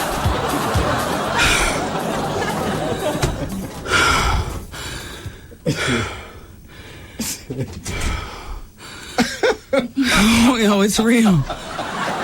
It's real. It's real. I mean, I would have been equally as happy, but I gotta tell you something, you guys. The window of opportunity is about to close. I got too much stuff going on right now to be at home on the bed. I ain't got time to be birthing no babies, but I would make it. Damn. Let the listeners do the talking. Yeah, exactly. My old ass trying to have babies and dance and tie a shirt up to my belly. Sit down, old woman. Joy's on line number 1. She's in Newark. Wants to talk about the 19-year-old girl who got pregnant by her stepdad. Joy, we've got a lot of telephone calls regarding that. Go ahead, Joy. Don't call them that, though. Whatever. Okay. I know you can't say it, but all right. I don't call Get an abortion. She should have gotten an abortion, or should be getting an abortion. She should be getting a job, and then she should move out. And I'm up in the air about whether or not she should tell her mother, because I don't know. It might damage the relationship. Her mother might flip out on her. I don't think she should tell her why she's in the house. Yeah, I was going to say, because she needs the mother for shelter and stuff. Exactly. Because yeah. And I don't think that she should do that while she's in the house. I think she should just get an abortion, move out, and decide whether or not she wants to tell her mother at that point when she's out of the house. What about my part about calling her a wild whore? Where do you weigh in on that? Well, of course she's a whore. But, what really gets me is that... I called her a wretched whore. Sorry. Chi-Chi reminded me. What really gets me is that sometimes I'm really dismayed to be a woman when I listen to the other women who call your show. I mean, we're supposed to be the smartest sex. That's... You know what I'm saying? We might have a heart, but we're supposed to be the smartest sex. Clap goose. And a lot of times... Easy. You know what I'm saying? I mean, yes. Really, you understand what I'm saying? Yes. Mm-hmm. Think. You know when your guy is cheating on you. I mean, sometimes we just give our heart when it's not even warranted. Yeah, Like that fool about she's with some guy who has 12 kids. I mean, duh. Yeah. Doesn't it dawn on you that you shouldn't even be involved with someone who has 12 friggin' kids? Not even if they have money like Will Smith. Almost 12 women. Who knows how many more he's actually slept with who didn't get pregnant. Can I ask you something, Joy? Yeah. By the way, I love you. Joy. I told you you're my twin in my head. You're not my friend, you're my twin. Oh, gosh. And I love that you're calling and saying a lot of the stuff that, Thank you, Joy, for taking the onus off me for a moment.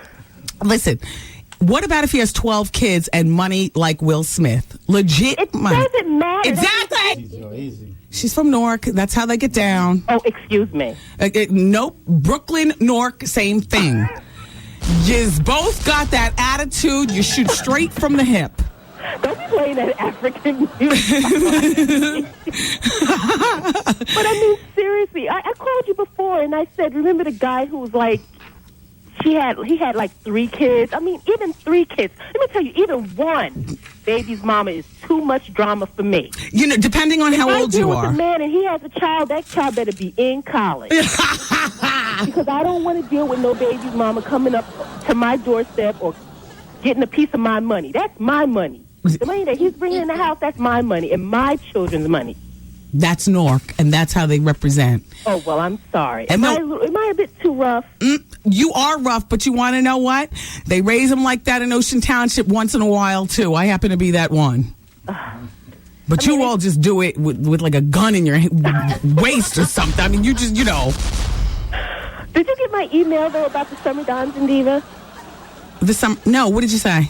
I was saying, have you ever thought about having, like, how they have a nighttime boat ride, a party on the boat, and having a summertime Dons and Diva party? On the boat? Yeah. Yeah, you know what? I am back to being cool with boat parties. I'll tell you what. I always get flashbacks to Mobb Deep's infamous party where oh gosh, people were getting thrown over. It was like crazy. It was back when I was wearing Carhartt, but it was quite like crazy. You know what I'm saying? Yeah, yeah. It was on the verge of when hip hop started to become real. Like, anyway, good idea. Yeah, and one more thing, Joy. People of Newark please stop voting Sharp James into office. On with the political commentary, Joy. That's not a political commentary. No. You know why? Yeah, because you're weighing in on one side of the fence or the other, and this show is straight down the middle regarding politics. You know what? We watch the news. We are active in our communities. We pay our bills on time. But when we come to the experience, and when I like to deliver to you, I like for us to talk about a little bit more light. Huh? Toe talk. Yeah, toe talk, makeup, hair, nails. The politics. So if I say instead of saying that, if I said something No. Too much radio time. Gotta go. Bye, Joy. Well, she was still talking even when you turned her down. I heard her still talking.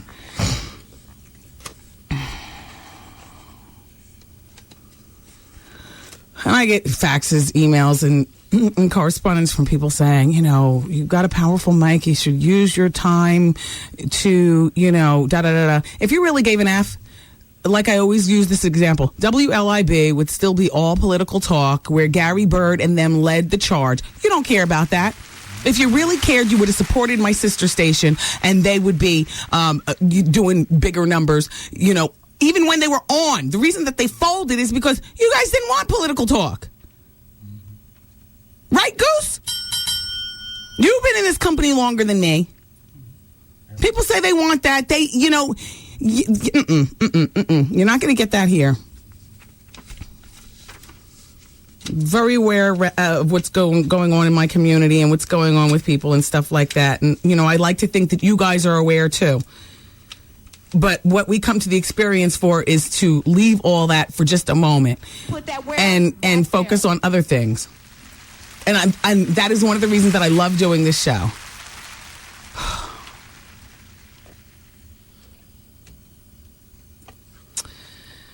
Thank you, though, Joy.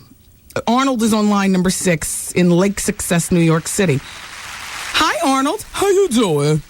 How you doing? I see next to your name, that's all it says you want to say. Yeah, and I had a celebrity encounter a couple weeks ago. Okay. Yeah, I spoken to you before, and you thought I was crazy, that I had a crush on this person. Who, Takara? How'd you guess? I'm starting to recognize your voice. Go ahead. Yeah, well, the first party you had, when I heard that she was there, I was upset. The champagne party. Mm-hmm. Yeah, and then I told my friend about it, and he was very understanding, and he said that I will meet her one day, and then I spoke to the man upstairs, and he said there's redemption for everyone, and one day I will meet her, and it happened. Where did you meet her? At NY Perks. It was her birthday last week. Oh, and you purposely went to the party, and so now did you walk up to her, or did you sit in the corner and stare all night? I was a little terrified at first, like I just froze up. I was kind of shy. Was it her beauty or her size? Because we big women, people get intimidated by the size. I like her size, but it's like the inner person of her. You were intimidated by, because you worship her, and now here she is. Exactly. So did you finally say anything? Yeah, I did. I told her that she looked like Pam Grier, and she started laughing. She does have a Pam Grier effect. You're right about that. Ooh, good. Killer good. Yeah, I gave her a birthday card. See, I rest my case. What? Wait, no, hold on, because that could be very nice. What did the birthday card say? It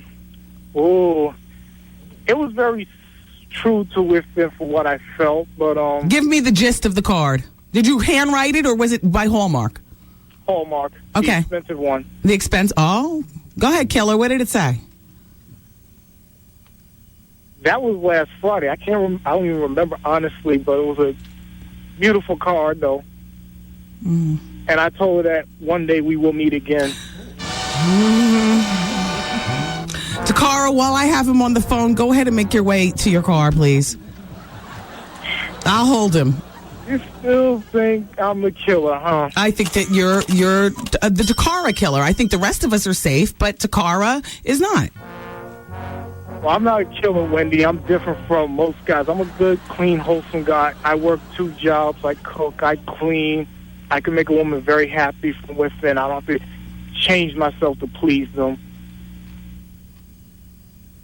It kind of sounds like the kind of guy a lot of women are looking for. It's Yeah, but Takara. they always want the bad guys. But Yeah, Takara, you're busy chasing around that. Hey, who's the Chi-Chi is my sports guy. Girl? Yeah. Okay, I gotta go. We're gonna have Takara talk behind your back. Okay, bye, killer. Adios. So, bye-bye. So, Dr. Ian, who is a friend to the show. Hey, Dr. Ian. Hey. He said that he was trying to hook Takara up with a friend of his who happens to play football.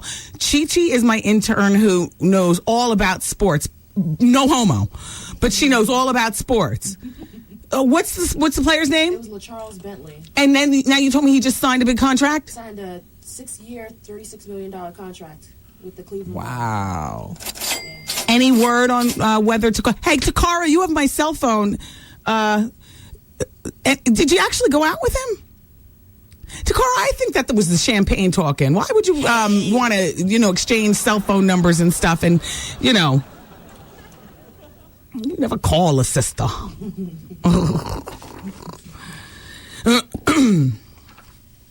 That was the whiskey talking. Shout out to the joke man. All right. Line number...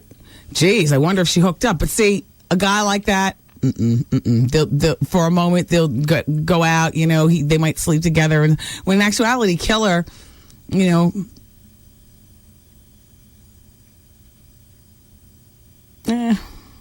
might still be the killer. Women love... Cooks and cleans, doesn't mean he's No, I was going to say he'll clean the house, he'll cook for you, and he'll put strychnine in the food and kill you. And then he's the type to prop you up and still, make love to you. And, oh, yes, the killer, necrophilia, it's, all in the same, like a sick, twisted killation. Not just kill and do away. Dismember your body, fricassee, your fricassee and cook it and, Takara meatloaf and whatnot. Okay, I'm going too far. Trevor's not happy right now. Does anybody in the studio notice a marked difference between before I knew and now that I know with the test? Thank you. Yes, thank you. Line number 7 is Dave. Dave's in Orange, New Jersey. He wants to say hi. Hey, Dave, do you live anywhere near the Spa Distinctive on Main Street? Yeah, actually, I live like a few blocks away from there, over by like Elm. Yeah, you know Spa Distinctive? Yeah, I know what you're talking about. Do you want to meet on Saturday and taste some of my champagne? What date? Saturday, what date? This coming Saturday from 5 to 7, I'm going to be at Spa Distinctive, luxuriating in the fine taste of George Vasselli champagne with anybody who comes by. All right, then I'm going to stop by, Wendy. I'll be there from 5 to 7. It's on Main Street. Is that Orange or East Orange? No, that's Orange. Orange, New Jersey. Yeah, it's not that far from the post office. Yes. So that's where that. But Wendy, I wanted to tell you though, you stop picking on that person down the dial. Imitation is the most sincerest form of flattery. David, I'm not talking about that anymore, and it's become sickening. It's not flattering anymore. It's disgusting, and I'm not talking about it anymore, Dave. I addressed it earlier. Please respect that. Okay, but check this out. I got a flashback for you, Wendy. What group did you do a plug for in the early 90s on their second album? I was going through some records last night, or should I say CDs? Oh, Jodeci, because I was just reminded of it about 2 days ago. Oh, yeah. Well, I was going through my collection, and I happened to think about that, too. And I said I got to call her and reach out to her and see if she remembers it. Can you? It was pretty good hearing you back then. You came a long way, Wendy, and keep up the great work. Thank you, Dave. So, look, I look forward to seeing you on Saturday from 5 to 7. I will definitely be there, and I will remind you about our conversation, Wendy. Part of it, at least the Jodeci part, okay? Thank you, Dave. Take care. You too. Bye-bye. The interesting thing about that is that I've never heard my part on that CD. And you guys, between me and you, here's the more interesting part. I've purposely said more than a few times, every time I get reminded, that I've never heard it. And Taryn is a fabulous producer. As a matter of fact, she's earning kudos from the 40th floor and the whole bit. But here's where she's effing up. If she hears me say, I haven't heard that, then why is it that she wouldn't go out and get it, or or find it in the music library and have Trev Hollywood hone it down so I can hear it? You just little stuff like that, And I'm not going to say anything. Don't remind her of it, and don't email her. You never know. As a matter of fact, I just heard her telling Braulio, who takes care of our computers, she can't even get any in-mail email. It is what it is. So you can't email her now. But don't remind her. So far, the topic of Jodeci, let's see, Taryn has, how many times has that come up in the last couple of weeks? 3 times. Excuse me. Uh-oh. No. Off topic. That's it. 3 times, Goose, you said, right? In the last what? 2 weeks. In the last 2 weeks. Now, don't make eye contact with her. Let's just continue on. It's not a two-way conversation because the proof is in the no pudding. But I have never heard that. I never heard it. That's it.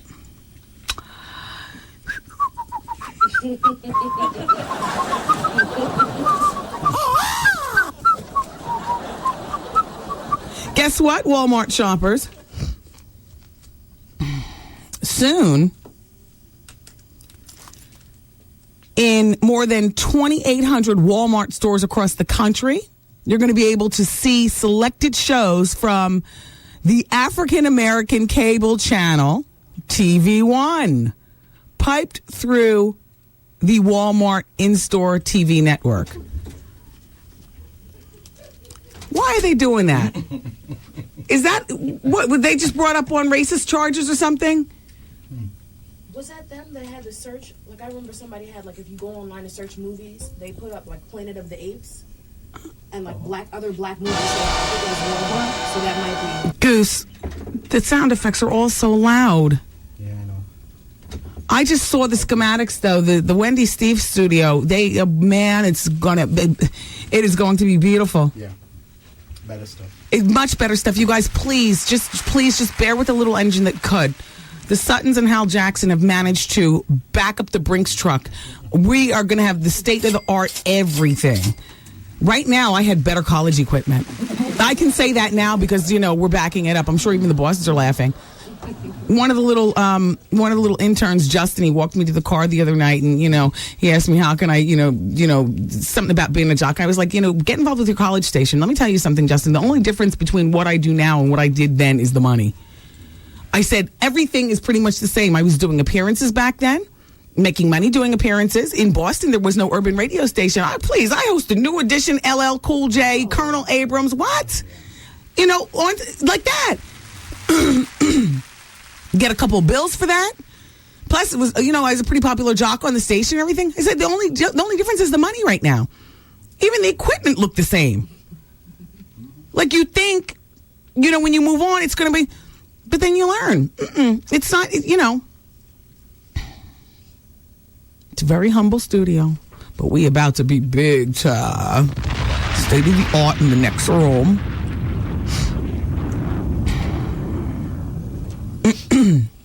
Anyway, so that's what's going on with Walmart, if that matters. Oh, see? Wendy, you should play Matchmaker, and The Killer. Meet Sierra Tony, the Michael... Oh, okay. You should play Matchmaker and have The Killer meet Sierra Tony, Michael Jordan stalker. It's official. The Nuts...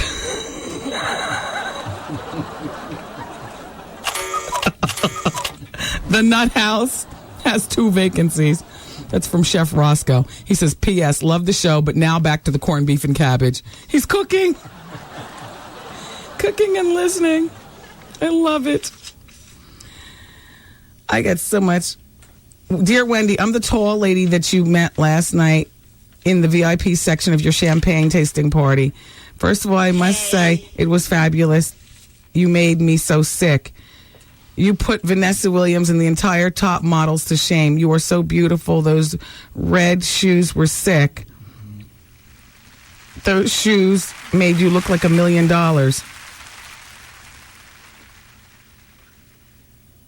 Wow. Debbie, that is a nice thing. No homo, though, right? No. Okay. I'm just playing, Deb. You know what, Debbie? That is a really nice thing to say. I hated the shoes. I just wore them because they have the round toe. I'm not a round toe girl. I like points.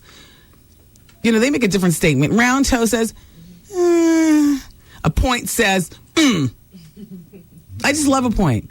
And then the thick stalk heel. It was like a thicker stalk heel, not a wedge, but a thick stalk heel. And they were patent leather red. The color is killer. I just wish the heel could have been spindly and stiletto-y, which is right to the point. It says, and then the point says,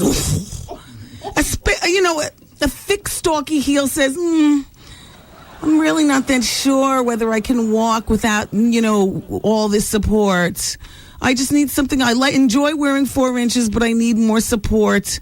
I'm really not as sure of myself. And I need the round toe. I don't want to commit to the point. I don't want to squish my feet together. I can't take the pain. I got to wear comfortable shoes, but I don't want to wear Rockports. Please. I don't know that I'll ever wear their shoes again. They don't make the statement. I like a spindly heel and a pointy toe. And I've snapped heels before. My husband gets so disgusted. I now always leave the house with backups. I'm a big ass. When they make these shoes, they make them in the size 11s, 12s, and 13s, but they expect that you're going to be the size of Giselle Bundchen. They're not thinking you're going to be thunderous. Hey, big girls, you ever snap heels? I have. Not from good shoes, though, I do have to say. The heels that I usually snap are usually from the shoes that I paid, like $50 for and all like that. Thus far, I've never snapped heels on like really good, heels. All right, Goose, we're taking the break. Thank you, Debbie. That was a fabulous thing to say. Hey, look for more champagne parties to be happening in the weeks to come. We're going to be doing them all the time.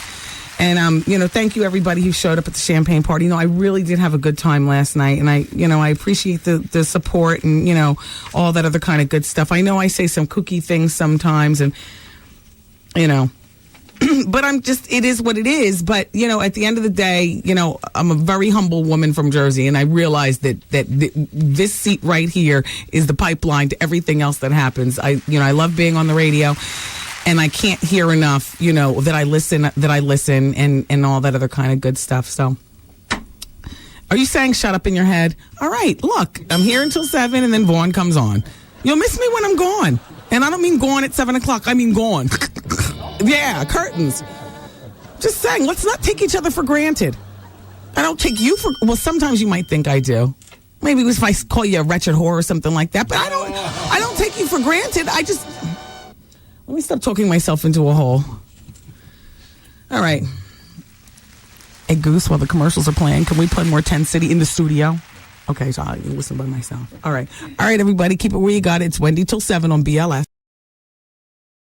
What's up? This is your girl Takara, and you're listening to the bonus hour on WBLS, where anything goes. And usually does. Wendy, what the hell is going on with you? Since when do you have to bite your word to express on your own show? Look, your audience knows Wendy, and if they don't like it, oh, well, it is what it is. I've been around, where'd that come from? I've been around for years, so I don't have time for you to get all soft and pink. Not for nothing, Wendy. I respect and admire your style. Please don't change that. So they can put that where back there. We don't have time for sensitivity. They can listen to Light FM for the softness. So Wretched Whore stays. Oh, wow. She's saying all that to say. John Ritter's family has reached a tentative settlement in the wrongful death lawsuit against the hospital where he passed, Joseph Medical Center in Burbank, California. Now, there's an agreement in principle. That's what the attorney says, but they have to follow it up with legal procedures. The next court date is tomorrow, Friday, and he declines to give the details, but according to the court documents filed by the hospital on March 10th, they indicated that the family members of John Ritter are potentially receiving a very large settlement from the case. He left behind his widow, Amy Yazbek, and 4 children. And, of course, And by the way, and they filed their negligent lawsuit, the Ritter family, back in 2004. But our insider who says a very large settlement, not our, I don't know the person, but they say the money could be in excess of $25 million, which still doesn't bring her husband and the 4 kids back. But, you know. Okay, you ready for this one? You know, I just hate these websites. I have to tell you something, and I'm all for girl power and catching them how we can, ladies, and all that other kind of stuff. But I'll tell you this. Men, you'll love me sticking up for you here. Any woman can go to a website and say that their man is no good, whatever, you know. Anybody can say anything about anybody on the internet, which is one of the things I hate about the internet. When we say anything about, you know, Vivica and Oprah and Ellen and Lindsay, fine. But anyway, you know, there's this website called Don'tDateHimGirl.com, and they say it's changed the way women date. You can browse and search to find out if your man is on there. And the site was featured on MSNBC, The Today Show, ABC News, Entertainment Tonight.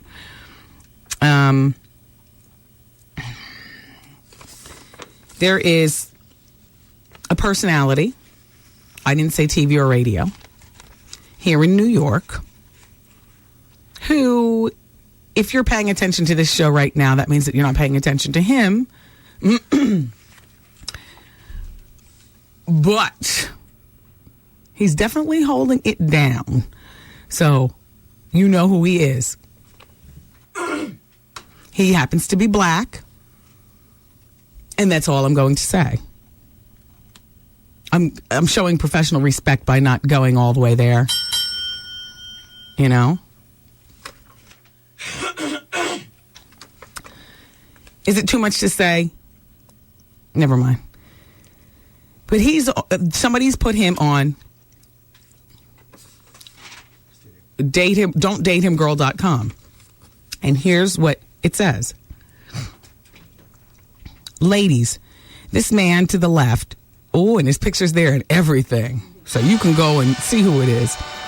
This man to the left, damn sure is him. I've known him for years. Even interviewed him. Made me so many broken promises, only to find out that all the lies he was telling me, he tells other women too. I relocated to Florida to be closer to this man because that's what he needed from me. Once I got there, he was nowhere to be found. We were in a relationship for almost 2 years while he was knowingly dating other women. Many who came into his life had to accept.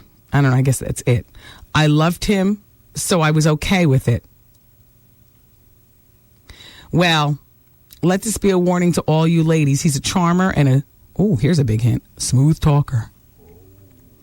Wow. That's what she says. He's a smooth talker. He's good at what he does, and once you fall for his ways, you will be hooked in and then left hanging. I lost so much weight over him from leaving all I had behind, thinking that I had a future with him. I went through depression. This man got into my head and my heart and I'm ruined forever from it. I know I must sound like a fool to put up with a man who I went into a relationship with knowing had someone else. Oh, well, you lost him the way you got him. You poached. Oh, well. Let me see, what else does she say? But I learned from my mistake, and I hope to use my hurt as a warning to other women who may fall to his prey. He spends most of his time in Florida, but oftentimes he will be in Texas, and he does travel frequently, so he just may be in your town. Yes, he is handsome, but he puts the A in ass. Run, run, run if you see him coming. He also has a small you-know-what. Don't date him, girls. And that's signed anonymous. Wow. Well, I'll tell you this. I know that he is, he entertains. I'm not saying, what form of media. I know he entertains here in New York, but I also know that he's not based in New York, so, anyway, you can go check it out yourself. Somebody sent this to me. Don'tDateHimGirl.com.